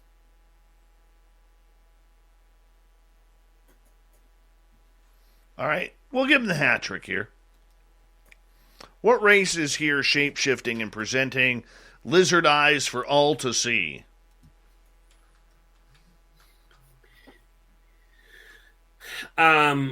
Well, if you take a look at some of the lichen, they will do it. Okay, and it's not technically lizard eyes, it's just they have to be eyes to see in the dark. And the Lyran are again another race that can make their eyes do that. Everybody that has those kind of eyes is not necessarily reptilian or lizard, if you will. What it is that particular configuration works really well for drawing the light in the dimmer light areas, in twilight, that sort of thing. Where they literally are reflective, much like a cat's eyes, which of course does bring about the other race that we're dealing with, which are on the planet, which are Laborian. And those people are, it's not that they're doing it so everybody can see it. It's that they really don't care. In other words, we're not worried if we've got these eyes, because you can't do anything to us anyway. All right, let's move on. Let's go to Jules Is there a transfer of power happening in the alien political system going on now to a more divine feminine system? I love the way that's phrased. And the answer would have to be, from my standpoint, is there a power shift happening? Yes. But we have to understand the difference between feminine and masculine systems. We are not talking gender. We are talking creative as compared to aggressive. Okay. And the creative is the feminine side. And is it becoming a little bit more shifted in that direction to a degree? The answer is yes. But this is a normal cycle. Okay. What happens is it gets into a lull where everything is running relatively quietly, where the threat is missing, and things stabilize a little, letting the more non-aggressive leaders step into the control positions. Okay, it boils down to, if the society is running smoothly, the aggressive people will step back and go, okay, we don't need to be here. Let the social side of it come back online. Because you got to remember, in the bigger scale, the creative side is what builds civilizations. The aggressive side is what defends it. And subsequently, when it is childish masculine side, they destroy it. Which leaves the feminine side to have to come in and clean up the mess. And by the way, that is not always male and female. All right. Well, let's move on here. As Spaghetti has another question. What race is most likely to eliminate humanity, and why? Humans. Because of generally basic stupidity. They haven't figured out that it's easier to build a civilization if you're not shooting at each other than if you are. It's not going to be an off-world race. Okay, the closest thing I can come to an off-world race, per se, would be the Caboran in the first place, which would be Itzar herself, the planet you're standing on. But it's not a whole pile of different people that are going to do it. Humans are their own worst enemy in that respect.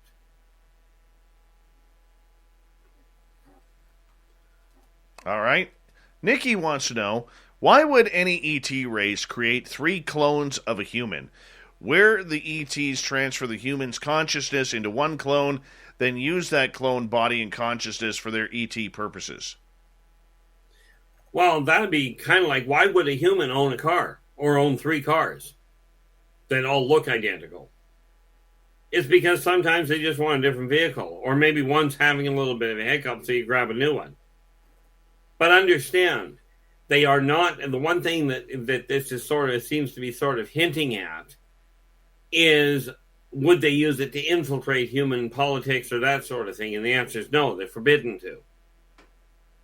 And rest assured, unlike human laws, the consortium is not nearly so congenial about breaking them. All right, let's go over to Spaghetti again. Are humans as stupid and primitive to ETs as they appear to be? No, that says they appear to me, is what he's written. Could be a spelling mistake. Could be. But that being said, it's kind of a toss-up. But are they primitive? Absolutely. Do a lot of the off-worlders see them as being stupid? Absolutely. But you got to remember, according to the off-worlders, this is a very, very young race.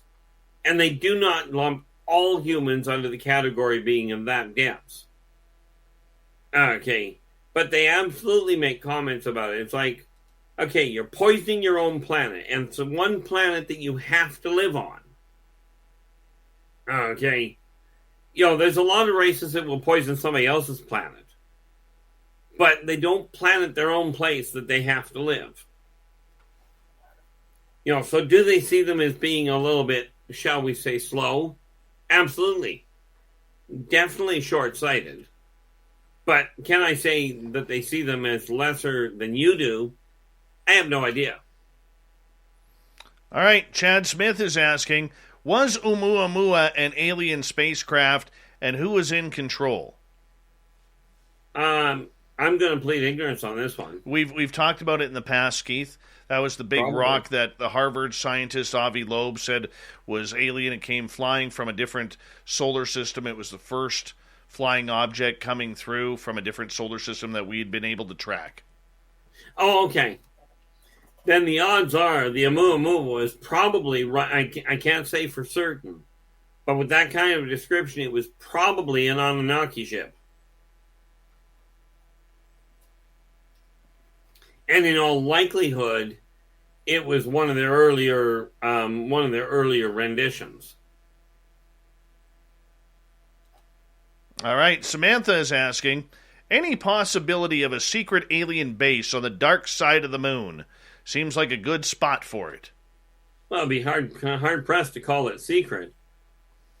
It stands out pretty clearly when you get over there. But is there any possibility of a secret one? Technically, yes, but there's a pretty obvious one over there, so, it's easier to find the one that's standing out in broad daylight. Okay, but, I mean, we also have to realize, too, there is no real dark side of the moon either, is there? Yeah, what they call the dark side of the moon is just the side we can't see from here. But we got to remember that means it's on the side that the sun is from. It's not technically dark over there. It's pretty bright. But it's not so much an alien base, it's an alien way station. There's a lot of ships that come through there and they'll touch down, they'll be there for a bit, and then they'll take off again. And if you watch the moon with a telescope, you can actually see the activity around the horizon on it. Or around the fringe. Whether you call that a horizon, I don't know. I think that's the event horizon or something like that. But if you've got a decent telescope, you can actually watch it.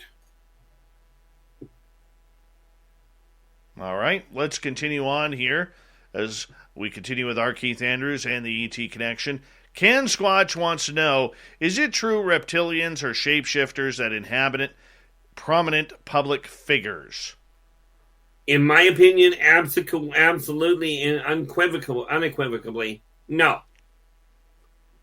First of all, reptilians, I know of at least a dozen races, and not a one of them are shapeshifters. Number two, the consortium has actually forbidden off-worlders to go to actually take up public office in a prominent position. Okay. And number three, that whole concept comes from the late 70s, early 80s. It was a great show, and apparently it hit a lot of real solid marks.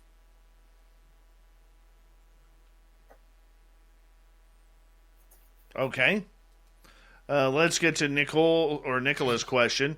You said the Zeons were the most advanced race. What planet or galaxy are they from?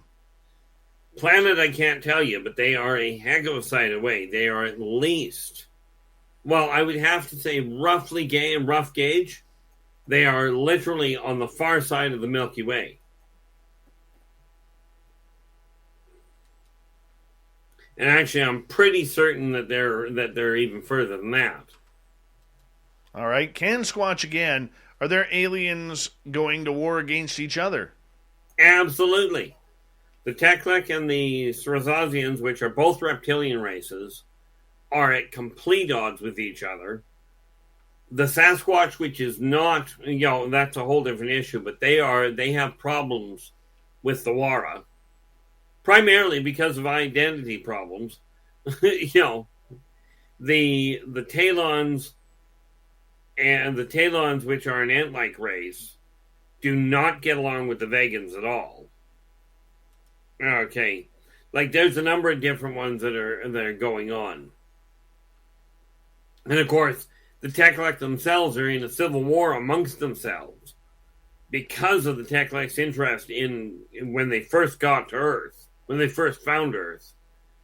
The Teklek were intent on coming in and stripping it, but some of their people didn't agree with it. Net result, they got a civil war going on. And of course, the Mechlanoid are basically, they're just plain not nice, and they'll pretty much war with anything that is not that is not mineral based. In this area, the only type of people they're going to get along with well will be the Vulcans. The Vulcans are a crystalline race. Well, that's not entirely correct. They'll get along with the Gaboran as well, primarily because it's just not healthy for them to actually go after Gaboran. It's the one thing to bring a ship to land on a planet. It's another to have your ship hit by a planet. Very true. Yeah. All right, let's get to Ange here. Keith, what about containers that are non-human for transference of the soul? Which race is doing this? As far as I'm aware, they're not. And what I mean by that is because the soul is the way it is, there is not a corporeal form, there is not a corporeal container that will actually hold the human soul. Because the human soul will pass through it. It travels at a much different vibratory rate, where it will slide right through anything corporeal. Yes, there are people that have figured out, well, I guess there is one way they could do it, but they're not an off-world race. Okay, but it is considered an absolute breaking karmic law. Because trapping a soul means literally taking that individual's free will away from them. Remember that thing about karmic law, do unto others as you desire them to do unto you? Mm-hmm. Trapping a soul is one of the most heinous things you can do, and it can result. And the side effect of that is if you get caught doing it, your own soul gets pulled apart in a real neat fashion, because you got to understand the construction of the soul in the first place, the way it comes back together. And it takes lifetimes to do it. But if you get separated that way, disassembled, if you will, which is the punishment for entrapping somebody's soul, it will take you literally millennia to get back to where you are. Because now you got to go out and find your own pieces again. All right, let's continue on here. Chris Moe in Austria is asking, might space, time, and thought be one thing? Oddly enough, he's not that far off. Although thought is the root.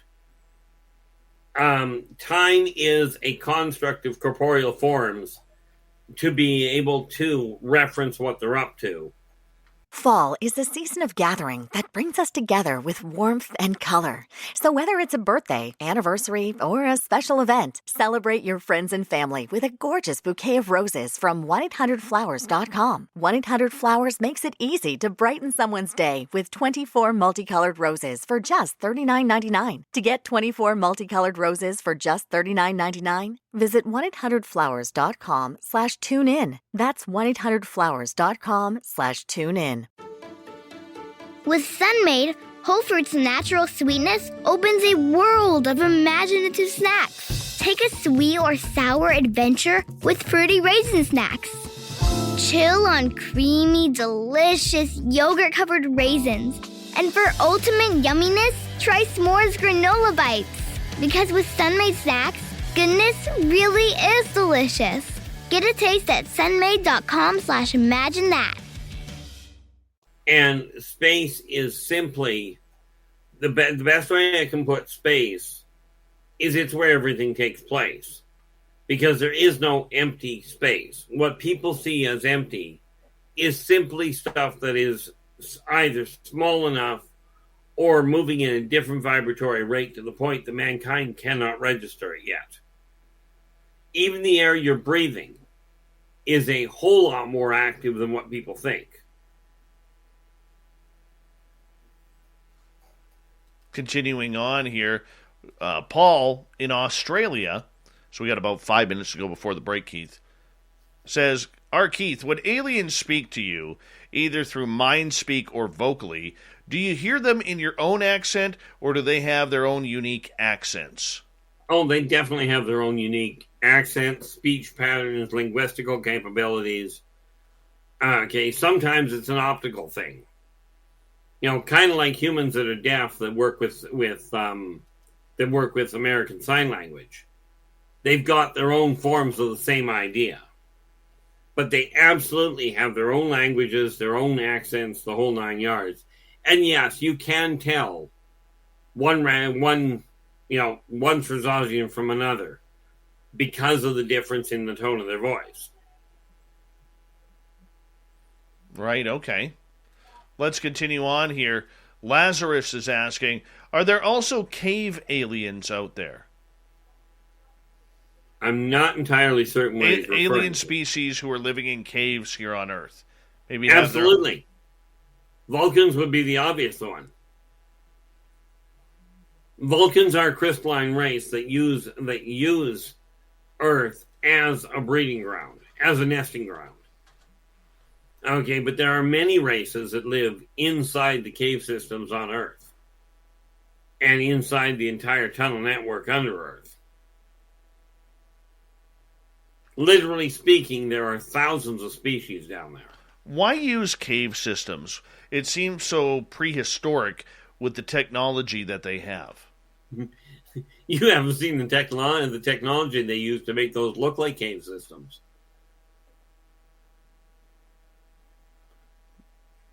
No, holographic overlay. Okay. I guess I can see that. Yeah. Let's go over to Kira here.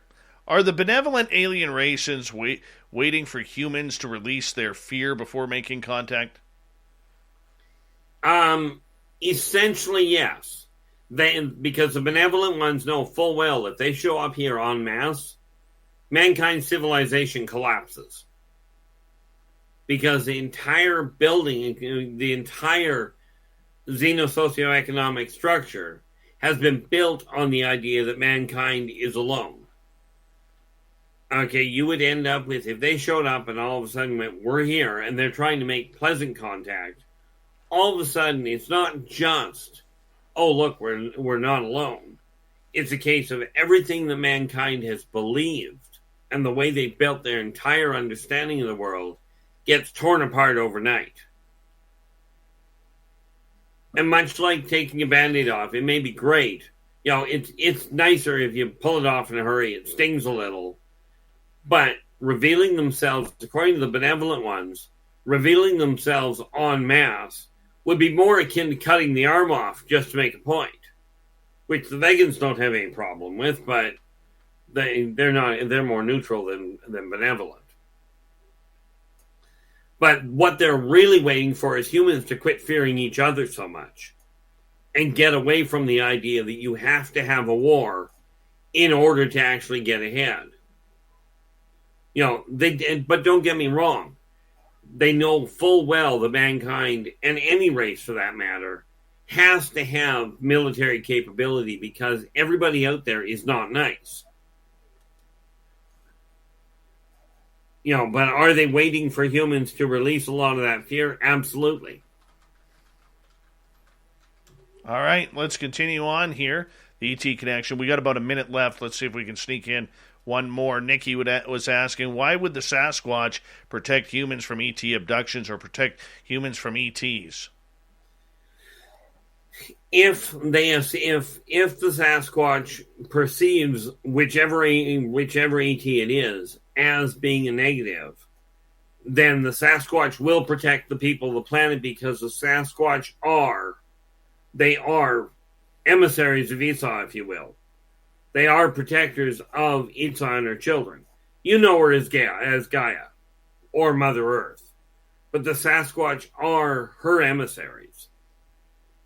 So if somebody's threatening her emissaries and the Sasquatch feels that this is a dangerous group of people, they will do what they can to step in. All right, Keith, we're going to get you to hold on right there because we will have our Keith Andrews for one more hour here on Spaced Out Radio. As hour number 3 will continue with audience questions, and at the bottom of hour number 3, the fedora-wearing John Hudson will be back for the unbiased UFO report. We'll get to the news and so much more on Spaced Out Radio right after this. Stay tuned.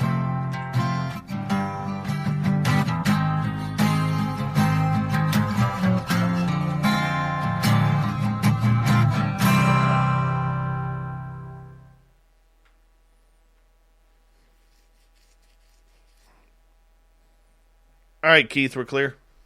Okie doke. We're almost caught up here. I'm only about 6 minutes behind here right now. Ozzy Oh, Rob, that's that's some high-quality ham hocks. The gorgeous Adventures with Beth is returned. Let's see, who else is here?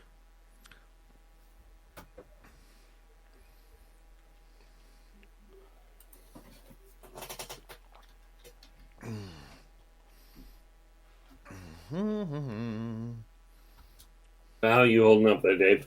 I'm doing great. I am doing great.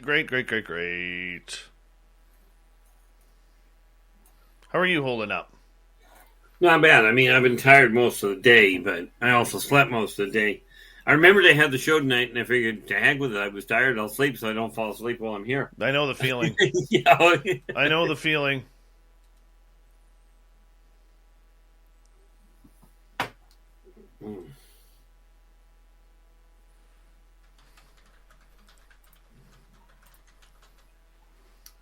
Tell me.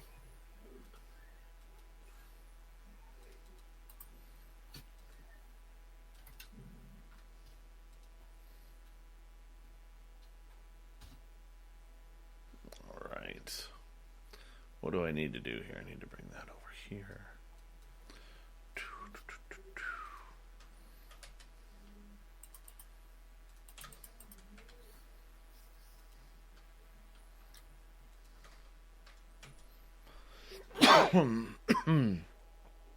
Good show tonight, Keith. You're on top of your game tonight. I appreciate that. The nice part is you put these questions up here, like you print them up here. I don't know if you're doing that intentionally, but it helps get the answers ready that people are looking for. Oh, absolutely. Yeah, I am doing it intentionally.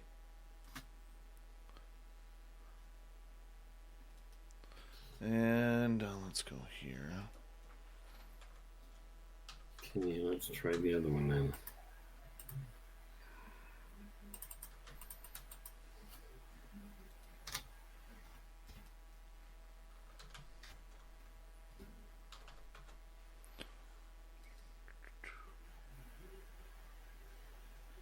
There we go.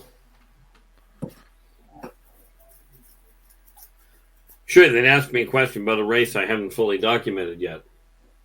Oh, there you go. I've got enlisted to go in book 2. Yeah, those 2 pictures I sent you? Yeah. Are 2 out of 10 that I have.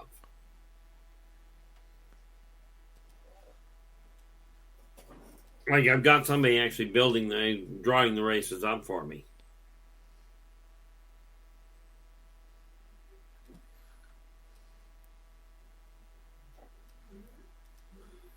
Let's see here. Sorry, I'm just getting the news ready. Yeah.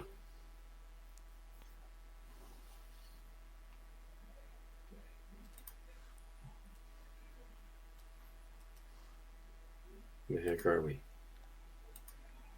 Nope, that's one side, but that isn't the other one. There we are.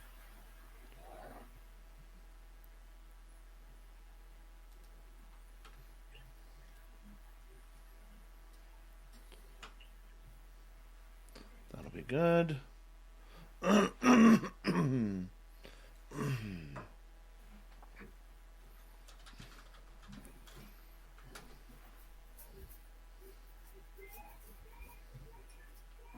See, the big problem people are having with the pyramid thing is they don't realize that 50,000 years ago, humans had the capacity of physical manifestation down to a fine art. Mm-hmm. Because mankind has been taught that we're only now reaching scientific capacity.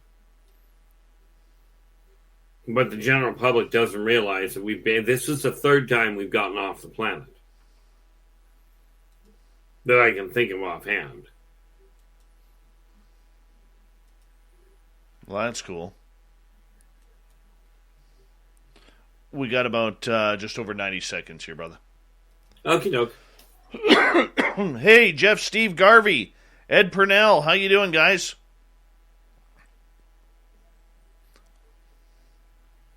Hard to believe that Bob has been good tonight. Let's not compliment him too much, because we don't want him to all of a sudden go spinny again.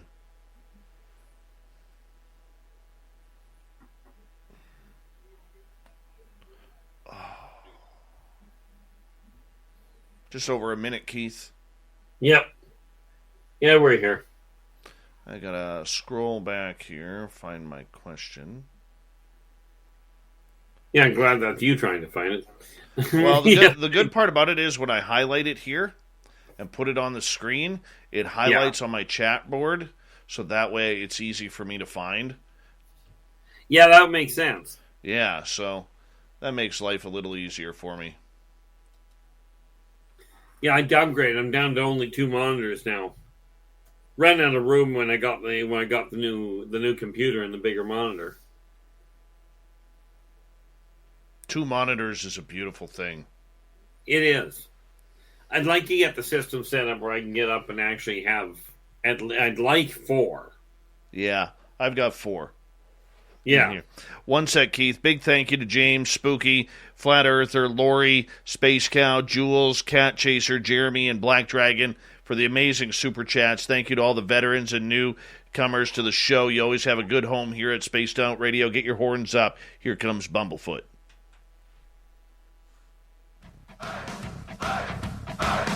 Would you like to connect with us? Head to spacedoutradio.com for all your latest show info. Now, back to Dave Scott and SOR. Third and final hour of Spaced Out Radio is now underway. My name is Dave Scott. Thank you so much for taking the time to join us. We really do appreciate earning your listening ears wherever you are on this beautiful planet we call Earth. Thank you to everyone listening in on our terrestrial affiliates around North America and digitally on TalkStream Live, Revolution Radio, and KPNL. All of our archives are free by going to youtube.com/Spaced Out Radio. Do me the favor, hit that subscribe button. The Desert Clam is set the password for tonight in the SOR Space Travelers Club. Hey Metallics is your password.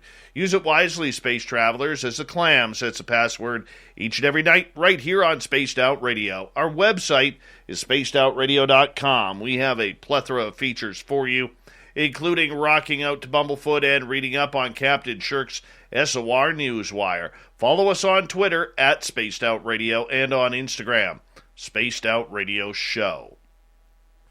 For the final time tonight, we introduce our Keith Andrews in the ET Connection. Keith is a lifelong experiencer who helps counsel people who have questions about their own experiences and encounters. Keith, we're going to continue with the audience questions right now. Gaping Hole is asking, what are shadow people? Well, what are they is an interesting question. Oh, that's what, I was looking for that. Okay. Anyway, the shadow people, it's funny you should mention that, but their actual race is the Slodar. Now, they are a race that is literally, they look like shadow. Okay, that's why they can move through it. If you will, it's almost what you would call, it's, I guess, sort of a demi-elemental in a way. Okay, but they do travel around people, they do watch what people are up to. And the reason they don't have ships, so it's a question of they come here when they choose to. But they use their own mobility.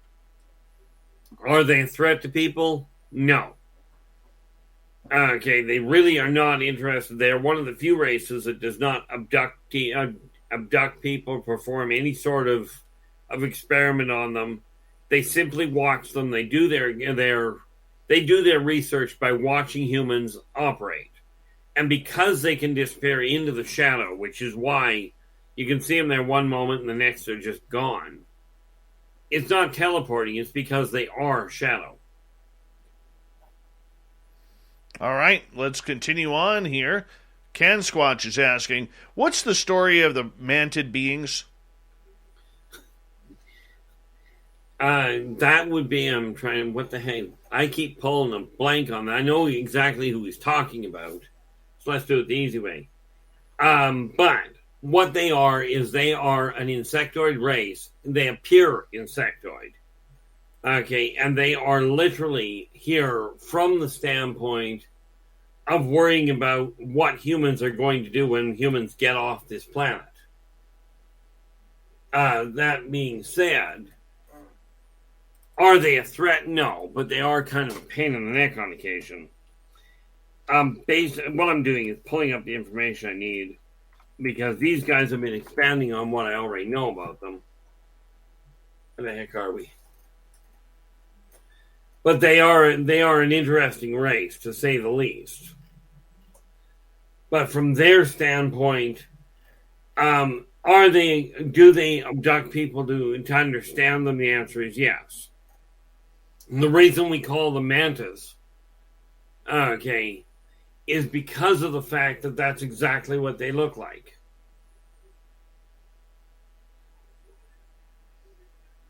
Now, why, pray tell, is that not there? Sure, do it the hard way. Computers and I don't always get along. But no, the mantis race, they are one of the more common, the more prevalently seen, if you will, of the different races.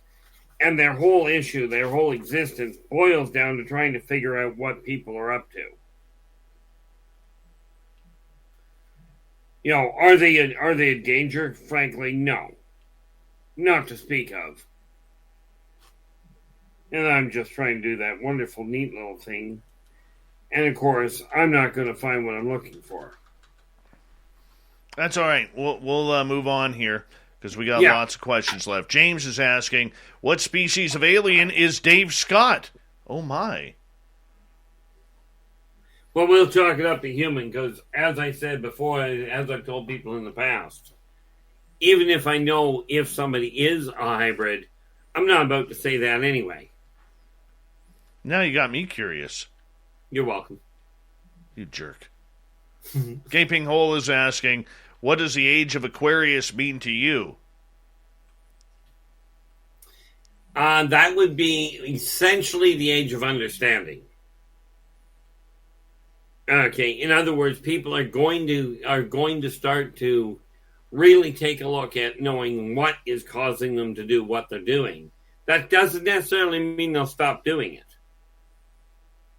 Okay, it's kind of like a kleptomaniac going, oh, I know why I steal. They can't stop themselves anyway, but they do know.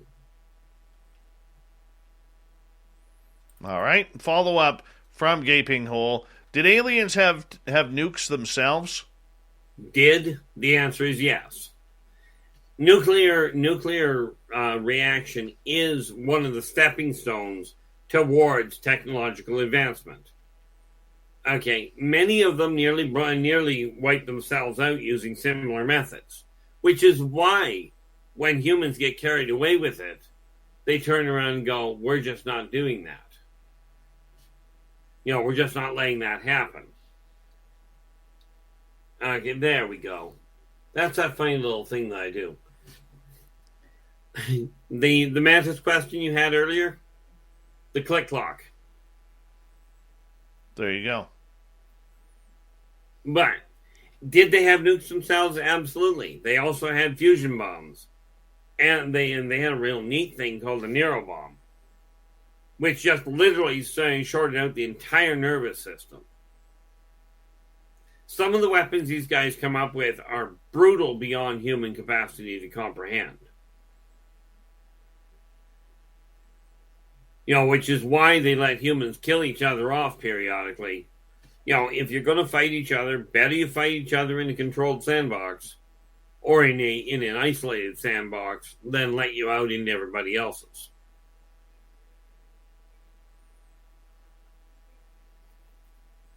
All right, let's continue on here. And Spaghetti is asking, what human trait, behavior, or custom do the ETs most detest about us? How do we change it to become more accepted as equals to the ETs? It's not actually what they detest about humans, it's what they fear about them. See, humans have, the one thing that is dangerous is humans have an almost insatiable curiosity. The thing that goes hand in hand with that is humankind's ability to tap into what humans call zero-point energy. Basically, it's a fabric of reality that when mankind works together, they can modify it. Okay. Humans today call it the power of manifestation. What people don't realize is that centuries back, they had that power to a phenomenal level, where their entire civilization was built on physical manifestation. And that scares the living daylights out of a lot of the off-worlders. Picture, if you will, a human with a nuclear button, with the nuclear football. We'll give it to a 2-year-old along with the passcodes and see what happens when they get annoyed. All right, moving on. Judith wants to know, what is the mission of Dogmen? That one I'm still working on. It's not so much a mission of them, but if I understand it correctly, the Dogmen are probably like it. Okay. There's another term for it. That's actually the wrong term. But they are, basically, they actually come from, as near as I piece together, they come from Lyra. But, as near as I understand it, it is more a research thing than anything else. Okay. Let's move on here to another question. Mondak is asking, what type of character does R. Keith Andrews play in Dungeons & Dragons? What rule system does he use? Well, the game and the character, the one I'm running right now, I'm actually playing Starfinder right now, and I'm playing a Skittermander Vanguard. Okay, in standard D&D, we still actually play in a combination of version 2 and 3, with a whole pile of modifications drawn from other systems. And the character I'm running there right now is human. See, the neat thing about that is with the gaming systems, especially in D&D, humans actually have qualities that other races don't have, not the least of which is the versatility.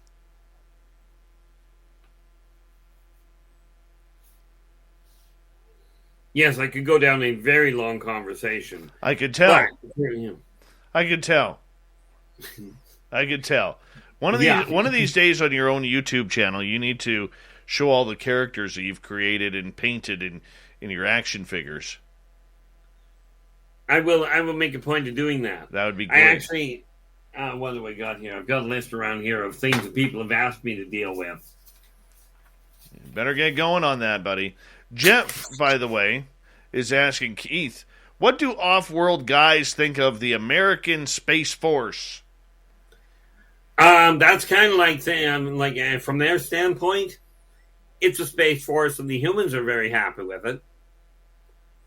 But when you talk to the more cynical or the more militarily minded, they look at it and going, "That's a Space Force."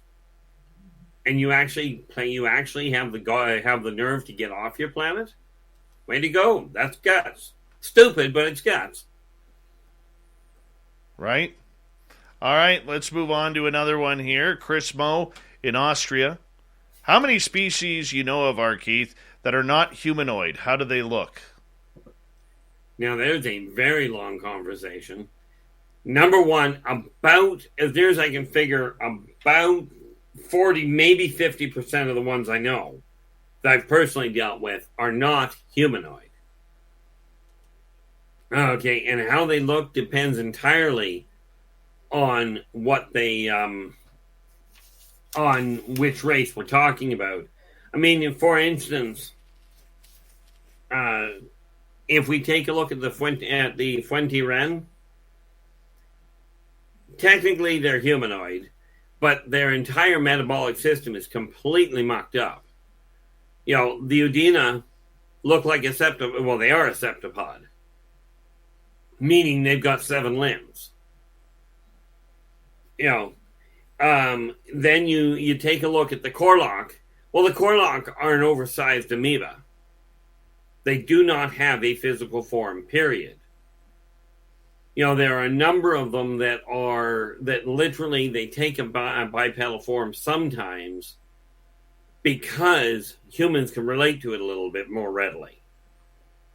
Okay, the Zerziks literally are nothing but a spark. Okay, like there's no physical form to them per se. Same problem you have with air elementals, water elementals. They don't have a physical form, as it were. But I've seen ones that are very much crustacean based, or they appear crustacean based.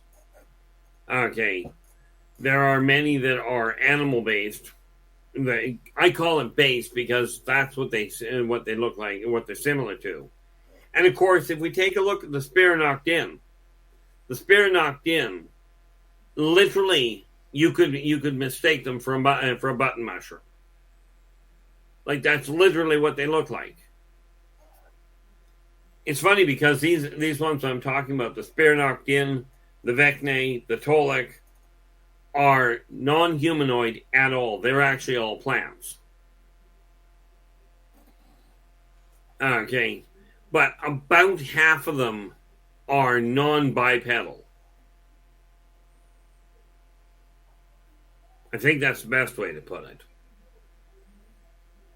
Okay, let's move on. Aussie Rob is asking, Keith, are dream encounters of alien craft still an encounter? In my opinion, yes.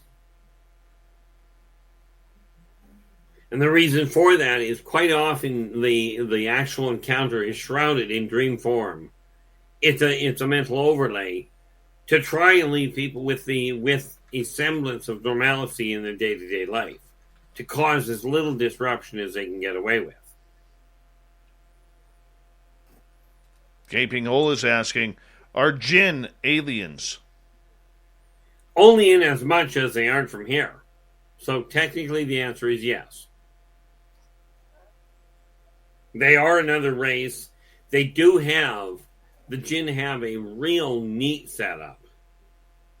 Okay, like their abilities go way beyond what humans call normal, right into what humans would classify as magic.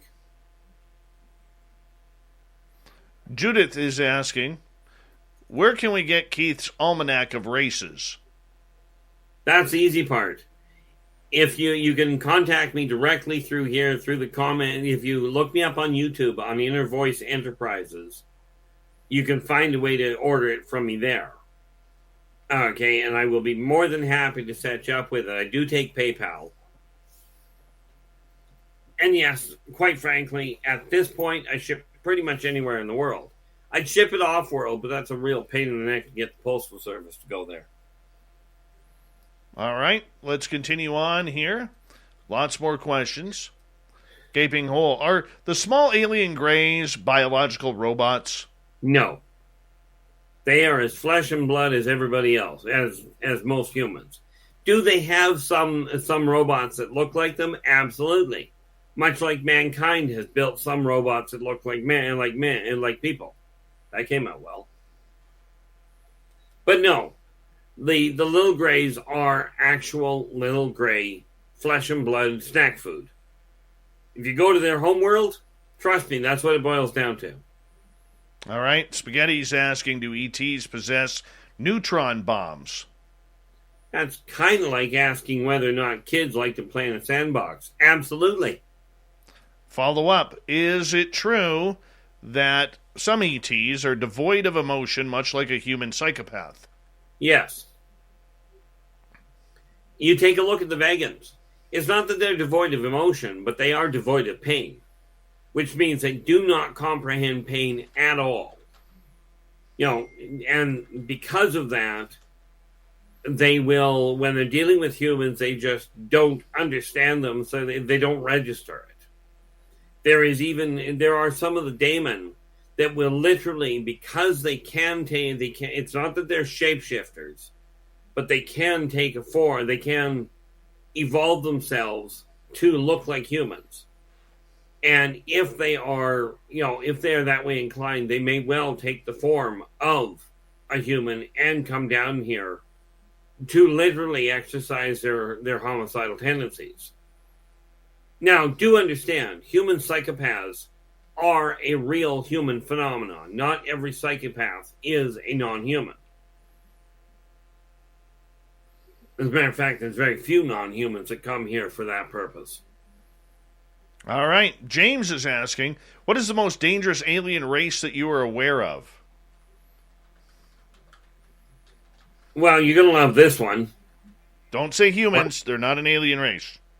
No, I was actually going to say God. Do I fear him? No. But that is about the most dangerous alien race I've run into.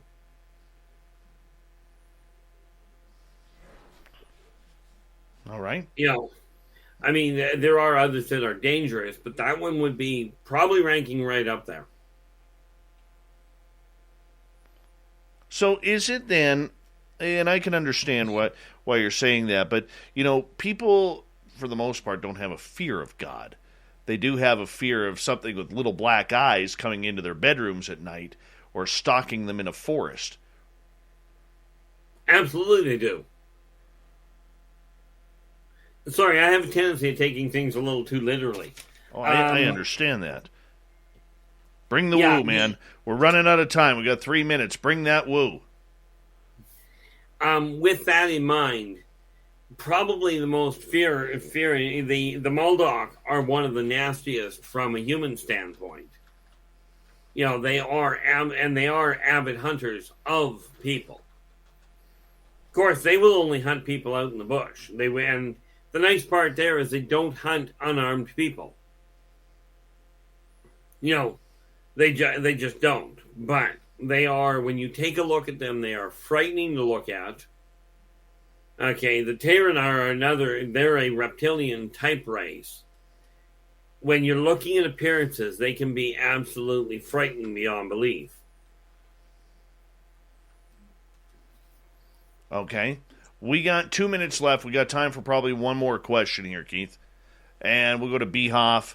Why do some aliens smell identical to demons or negative spirits? Maybe E.T. is a disguise? Well, some ETs smell identical to demons because demons are an ET race. They're an off-world race.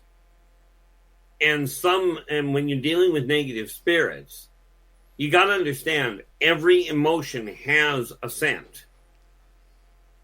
Okay. So if you're dealing with a negative spirit, you're going to smell the fear and the anger and the, whatever the debauchery is that they carry with them.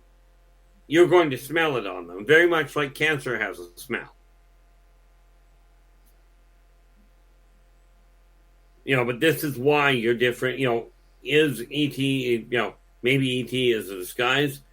No, E.T. simply refers to a non-terrestrial, a non-Terran-born entity. But the thing is, all negative entities are not daemons, and all daemons are not negative. Some of them are twisted, but they're not negative.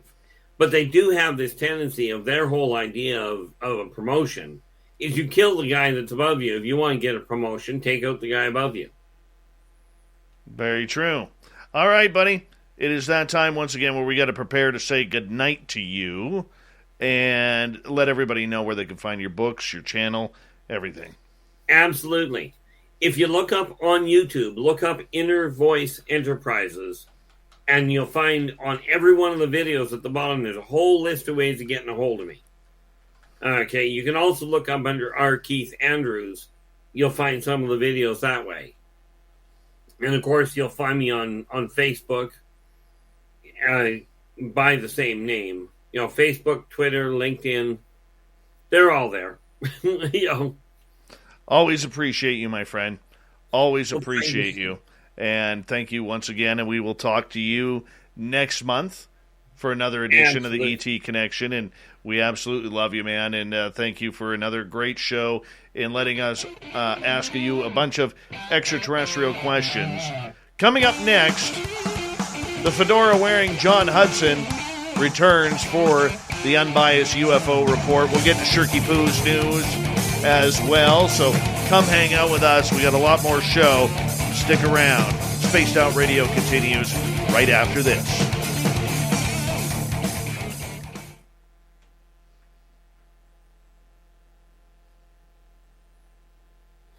All right, buddy, we're clear. Okie doke. Great show, Keith. Fantastic show. Really nice run. That was good. That was good. It was almost as tight as Thomas Fessler's hairdo. Yeah? Haven't Tight. seen it. Oh, he's high and tight. High and tight on the hair, that's for sure. Very smooth. Very smooth. Nicholas Renaud, what's happening?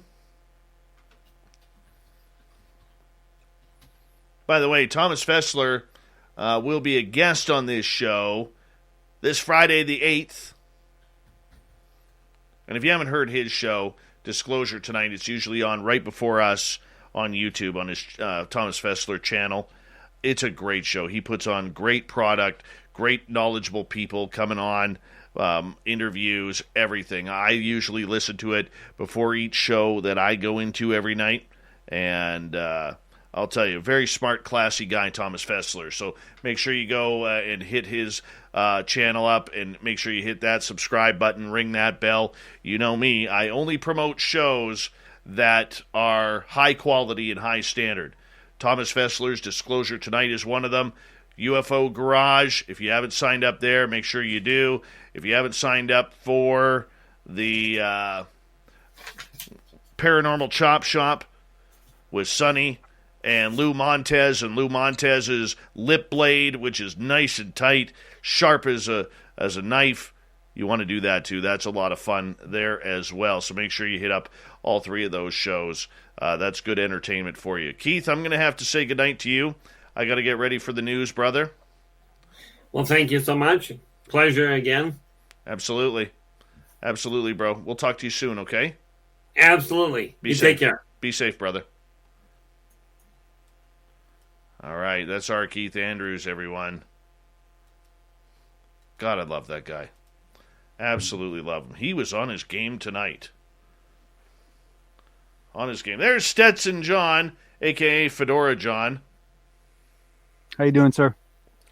Living the dream. There you go. Yep. Yep, living the dream. It's one of the things I wish I'd been taught when I was a kid, is that happiness only comes from one place, and that's inside you. Happiness is a push. It's not a pull. It is also an adventure and a journey. Agreed. Sovereign Cosmic says, rip a fart, John. Dirty Filth, what's happening, brother? What is happening?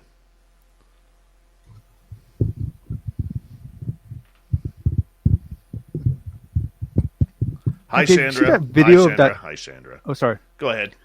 Did you see that video of that guy catching that alligator in the garbage can? No. Oh man, I'll find it and I'll send it to you. It's awesome. He actually like slides this garbage can forward and gets his alligator into it and pulls the thing up so the alligator goes flipped over. And boy, man, I was, I figured it was 50-50. We were going to watch him get eaten. All right. Boy, you must hate me with that first topic for tonight. Oh my goodness. And John, I can only do about an hour for the after party or the after no worries, show. man. I got to get up. My boy has hockey practice at 8 a.m. So, I got to get up. You know what? Fuck it. We'll just go as long as we want. No, dude, I don't mind stopping early. I just don't understand you parents that let your kids play sports. It seems to just really cut into your personal lives.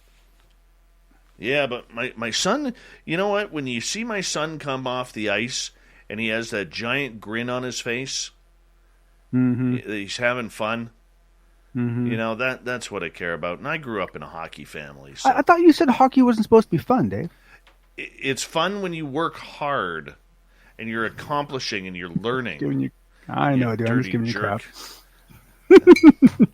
Hey, Thomas Fessler. Thomas Fessler, if you're still around, if you want to join us for the after party in half an hour, you're more than welcome to. Let me know and I'll send you the link. Hey, Jay Fox Hunter, how you doing, buddy? Kira, you stop it. You're just being trouble. You're just trouble. All right. All right.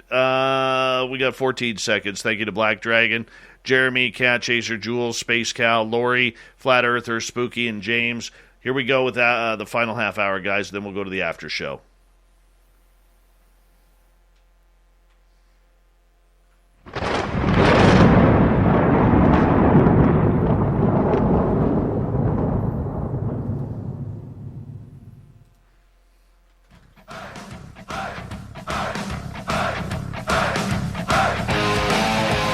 We rounded third. We're heading for home tonight on Spaced Out Radio.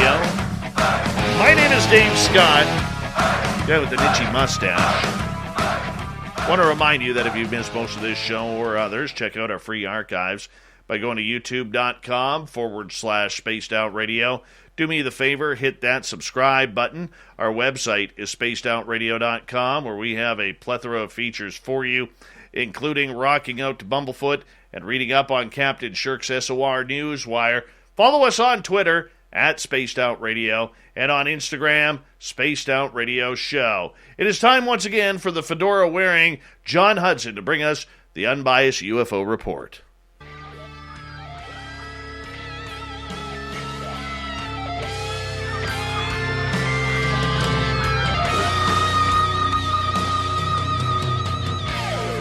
This is where we get into all the latest UFO news going around the world as we speak. And topic number one is a hot button topic with me.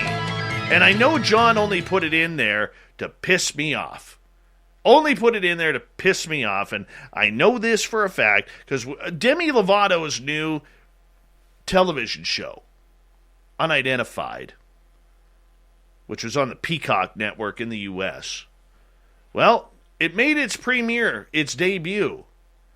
And I'm going to tell you, there's not a lot of people in the UFO world who really enjoyed it.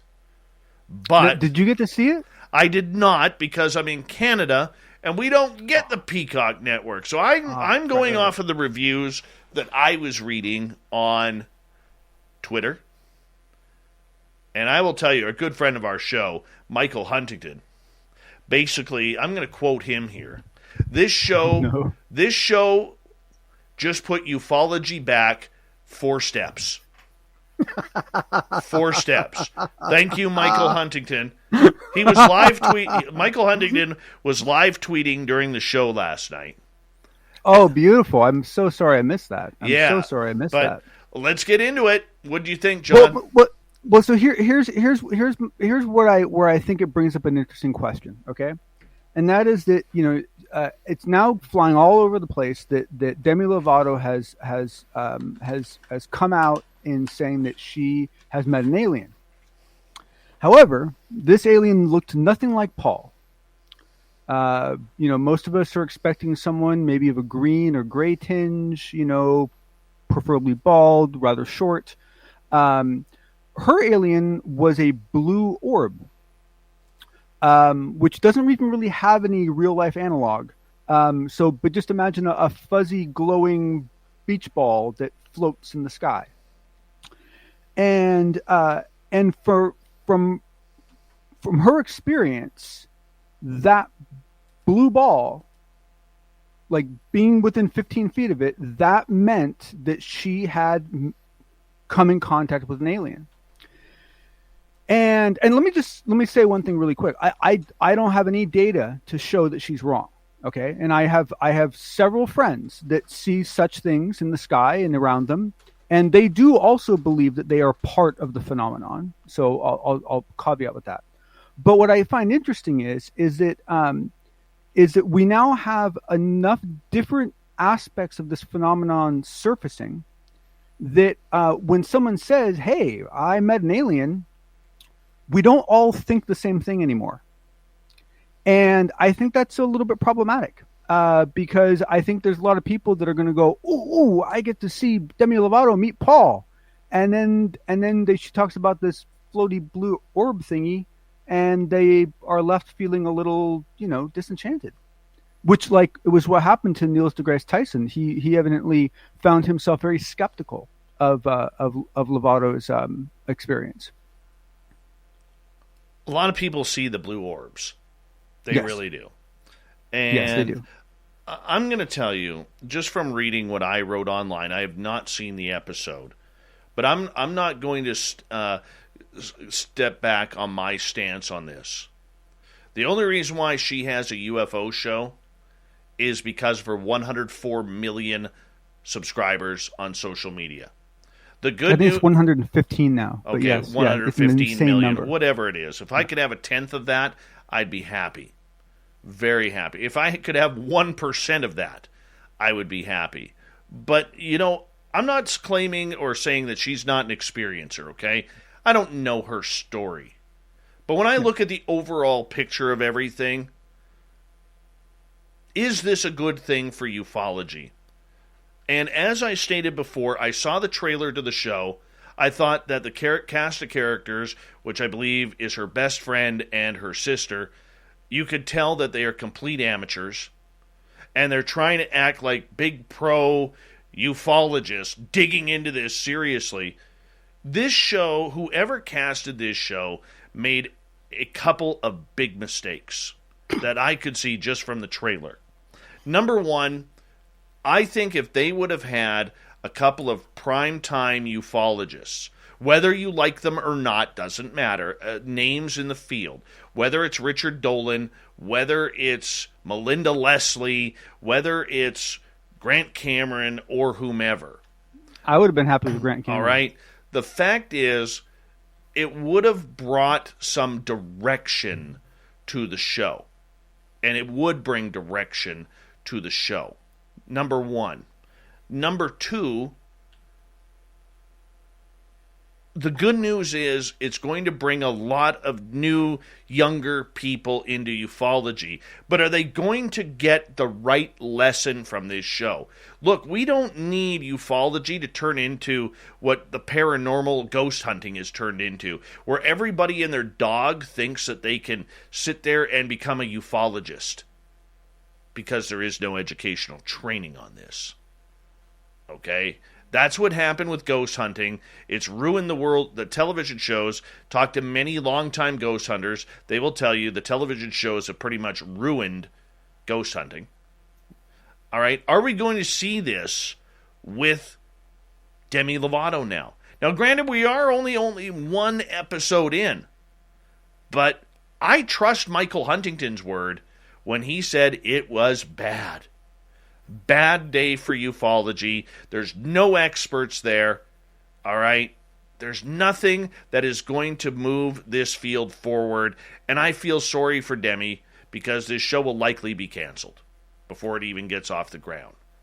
And it's the... Well, yeah, go ahead. Lucky for her, I believe it is a canned 6-episode sequence that has already been finished and is already like guaranteed to air. So I think that I think that they'll at least get out those first 6 episodes. I don't know, Dave. I think a lot of what you're saying is actually very sensible. I think that I think there's a lot of risk when something like this happens. Just like when Rob Lowe did his Bigfoot expedition, right? Now, personally, I don't know Rob Lowe. He might have actually seen a Bigfoot in his life. I don't know. But because of the spectacle around what he did, because, just the way it played out, it didn't, now I'm not sure it did a whole lot of harm, but it certainly didn't do a whole lot of good. I think what it really comes down to is that you just have to find a few good things in it and just hold on to those, things like the fact that I think it's good that orbs are perhaps going to be discussed in a more real sense. A lot of the world still just sees orbs as lens flare, right? They don't even believe orbs exist at all, right? Right. And orbs are, and I haven't seen one myself, but I've seen photographs. I've seen very impressive photographs. And and orbs are a part of the phenomena, right? It is orbs are one of the phenomenons within this phenomena, right? And if you want to learn about this, an education in orbs is kind of part of the prerequisites. So I think introducing people to orbs in a way that is at least believable if you believe the person who's starring in the show, that's probably a good thing. The same thing is going to be said about depending on how she approaches remote viewing, because she gets a remote viewing lesson later in the series, and depending on how her regression goes, because she receives a regression sequence in the series. So in a way, she's kind of doing like this 6-episode buffet of the phenomena, oh, I'll try this and I'll try that and I'll try this and oh, this is good. Well, I understand that. Is there a palate cleanser? And that might introduce, let's face it, right? If it brings in, say, 4,000 people that wash out, but it brings in 100 people that are of good caliber and end up sticking it out and becoming good researchers, I don't know if that's such a bad odds. Okay, now I know Geraldine Orozco, who is a regular on this show, has been, I don't know if she's going to appear in the show, but I do know that on her Facebook page yesterday, she wished congratulations to Demi Lovato and put up a picture of her and Demi from some conference. I don't know where they would have met. But, and this is what Geraldine says, and I trust Geraldine. She goes, and I'll read verbatim on her Facebook page. She goes, I resonate so much with Demi's journey through seeking answers and the profound connection we hold through similar experience with the Pleiades. Demi is a special, kind, and loving soul. I support your journey, bright soul, and know that you are never alone on the highest level. We are one and hope that everyone can take a moment to check with what that really means. There is no separation between the light and dark. We are all just experiencing life through a spectrum of infinite potential. Now, I'm going to ask Geraldine about this next week when she's on the show. But I have to tell you, I think it would have been better. And the problem is when these big-name stars come into ufology or paranormal or any type of show that, that they're trying to resurrect their name or they have a mild curiosity, the first thing they do is their publicists literally block them from everything in their way. Because their publicists are pulling out their hair, oh my God, my client has gone down the woo train. Okay, I gotta protect my investment. Exactly. Okay, this is why you don't see Sammy Hagar or a lot of these big name stars doing the UFO shows, even though there's a ton of experiencers in UFOs, ghosts, Sasquatch, weird stuff. When you're on the road as much as a musician is, all right, you can tell they're going to experience something. It's just the way it is. Well, and maybe you need a couple of Demi Lovatos to come in with the bumper rails on, with the rather unrealistic experience to normalize things in a way, so that then the more regular, performance folks that have real experiences and want to take it seriously have a chance to do so. Well, the point that I'm saying here, though, buddy, is this. What we need is we need somebody like Demi Lovato. She could be a massive, massive endorser of the UFO campaign or the paranormal world. What we need her to do is to actually sit down with proper people and get some schooling in.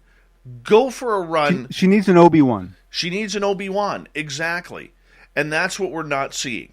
But let's move on, because I don't want to keep biting on this. Back to Joe Murgia on Twitter with his 14,000 pages of tweets that he puts out. And I'll tell you, I love Joe. He's got a terrible hairdo, by the way.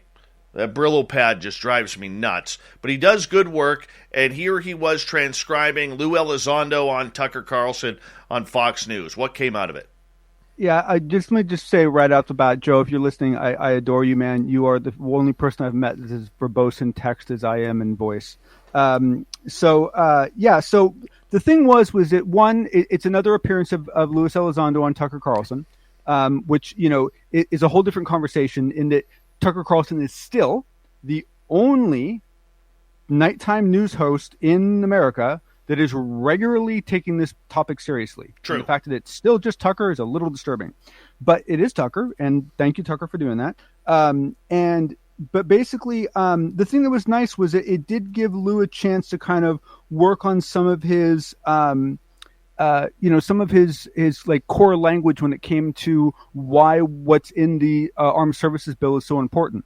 And so now a lot of this stuff is stuff that we've all already talked about. The fact that it's going to dissolve the existing UAP task force, that it establishes a formal permanent force within the government. It takes it out of the undersecretary and puts it into the undersecretary of intelligence and puts it into the secretary of defense pool, which is I know it only looks like one level, but that's a big jump. He talks about the fact that for him this is a long time coming. It should have happened years ago. That there was absolute justified need for this years ago. And so he talks about a lot of the core points that we've all been discussing, but does so in a very polished, very clean, very concise way. And Tucker buys it all. He just goes right along with it, believes all of it. Now, I'm not saying he shouldn't, but a lot of people would push back. And Tucker seems to trust Elizondo at this point, and I think in a way, that really helps all of us. Okay, and I understand that, but when is Lou going to come out and say something epic, something that we really, really need?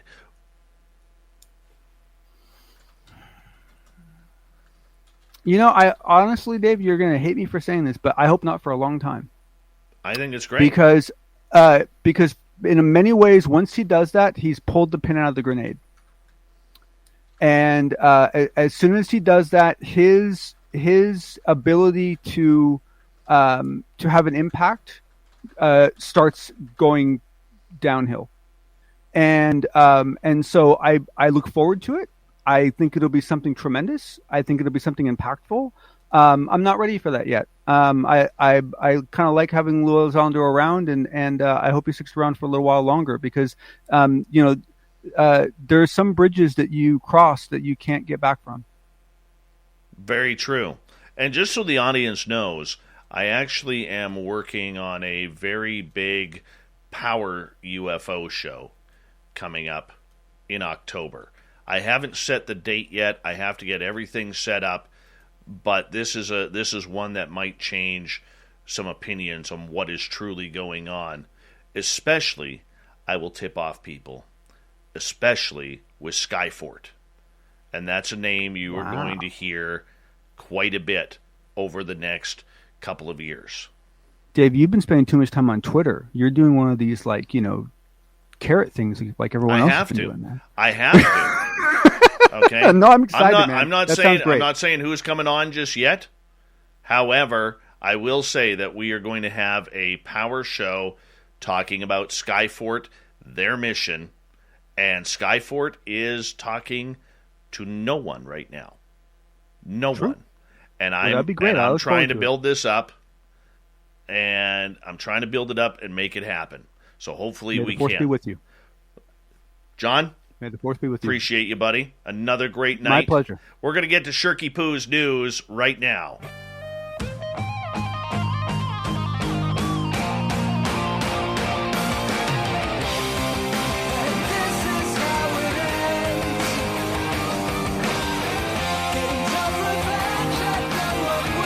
All right, let's get to Shirky Poo's news, as we do it each and every night. A Bangladesh cow that reached a height of only 20 inches before her death has now been recognized by the Guinness World Records as the shortest cow ever.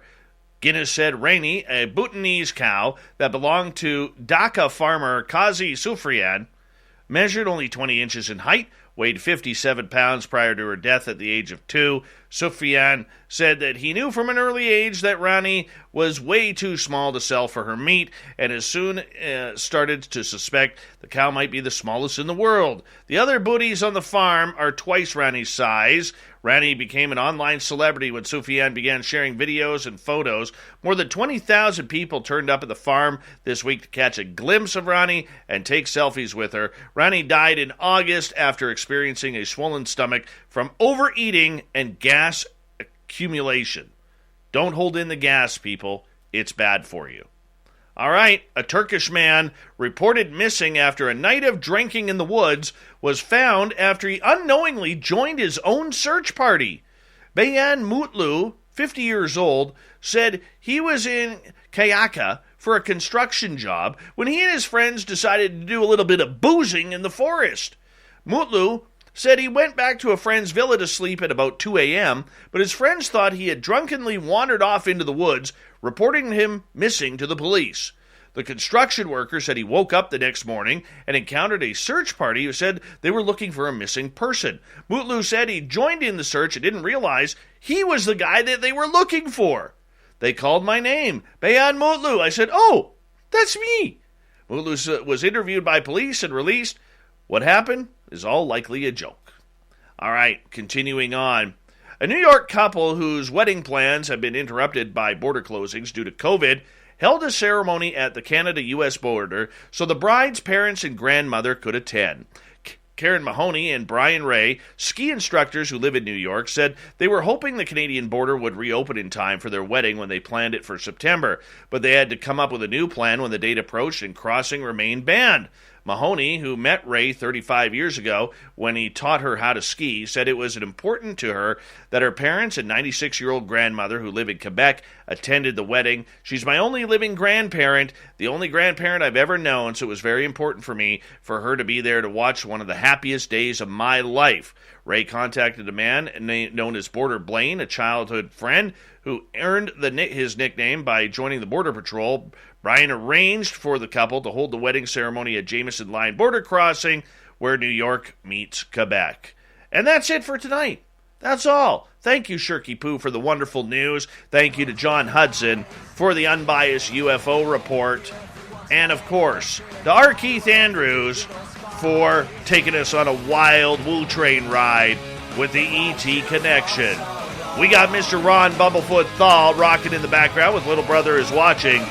Bumblefoot is the official music of Spaced Out Radio, rocking us in and out of every single show. Get your horns up for the guitar god himself. Special thanks to everybody listening in at home, at work, in your cars, wherever you may be. Thank you to everyone on our YouTube chat, LGAP, Twitch, Revolution Radio, Spreaker, Facebook, the Space Travelers Club, and on Twitter at hashtag Spaced Out Radio.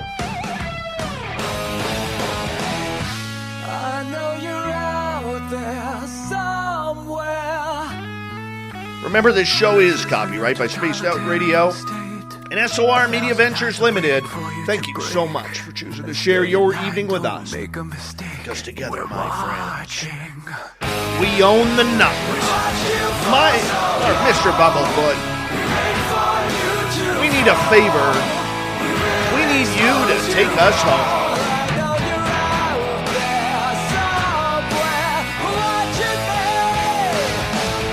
Yes, the Woo Train has docked for the night. But soon, my friends, we shall ride again. Your seats are always available. Your tickets never expire. And if you want to bring a friend, we've got room for them too. Good night.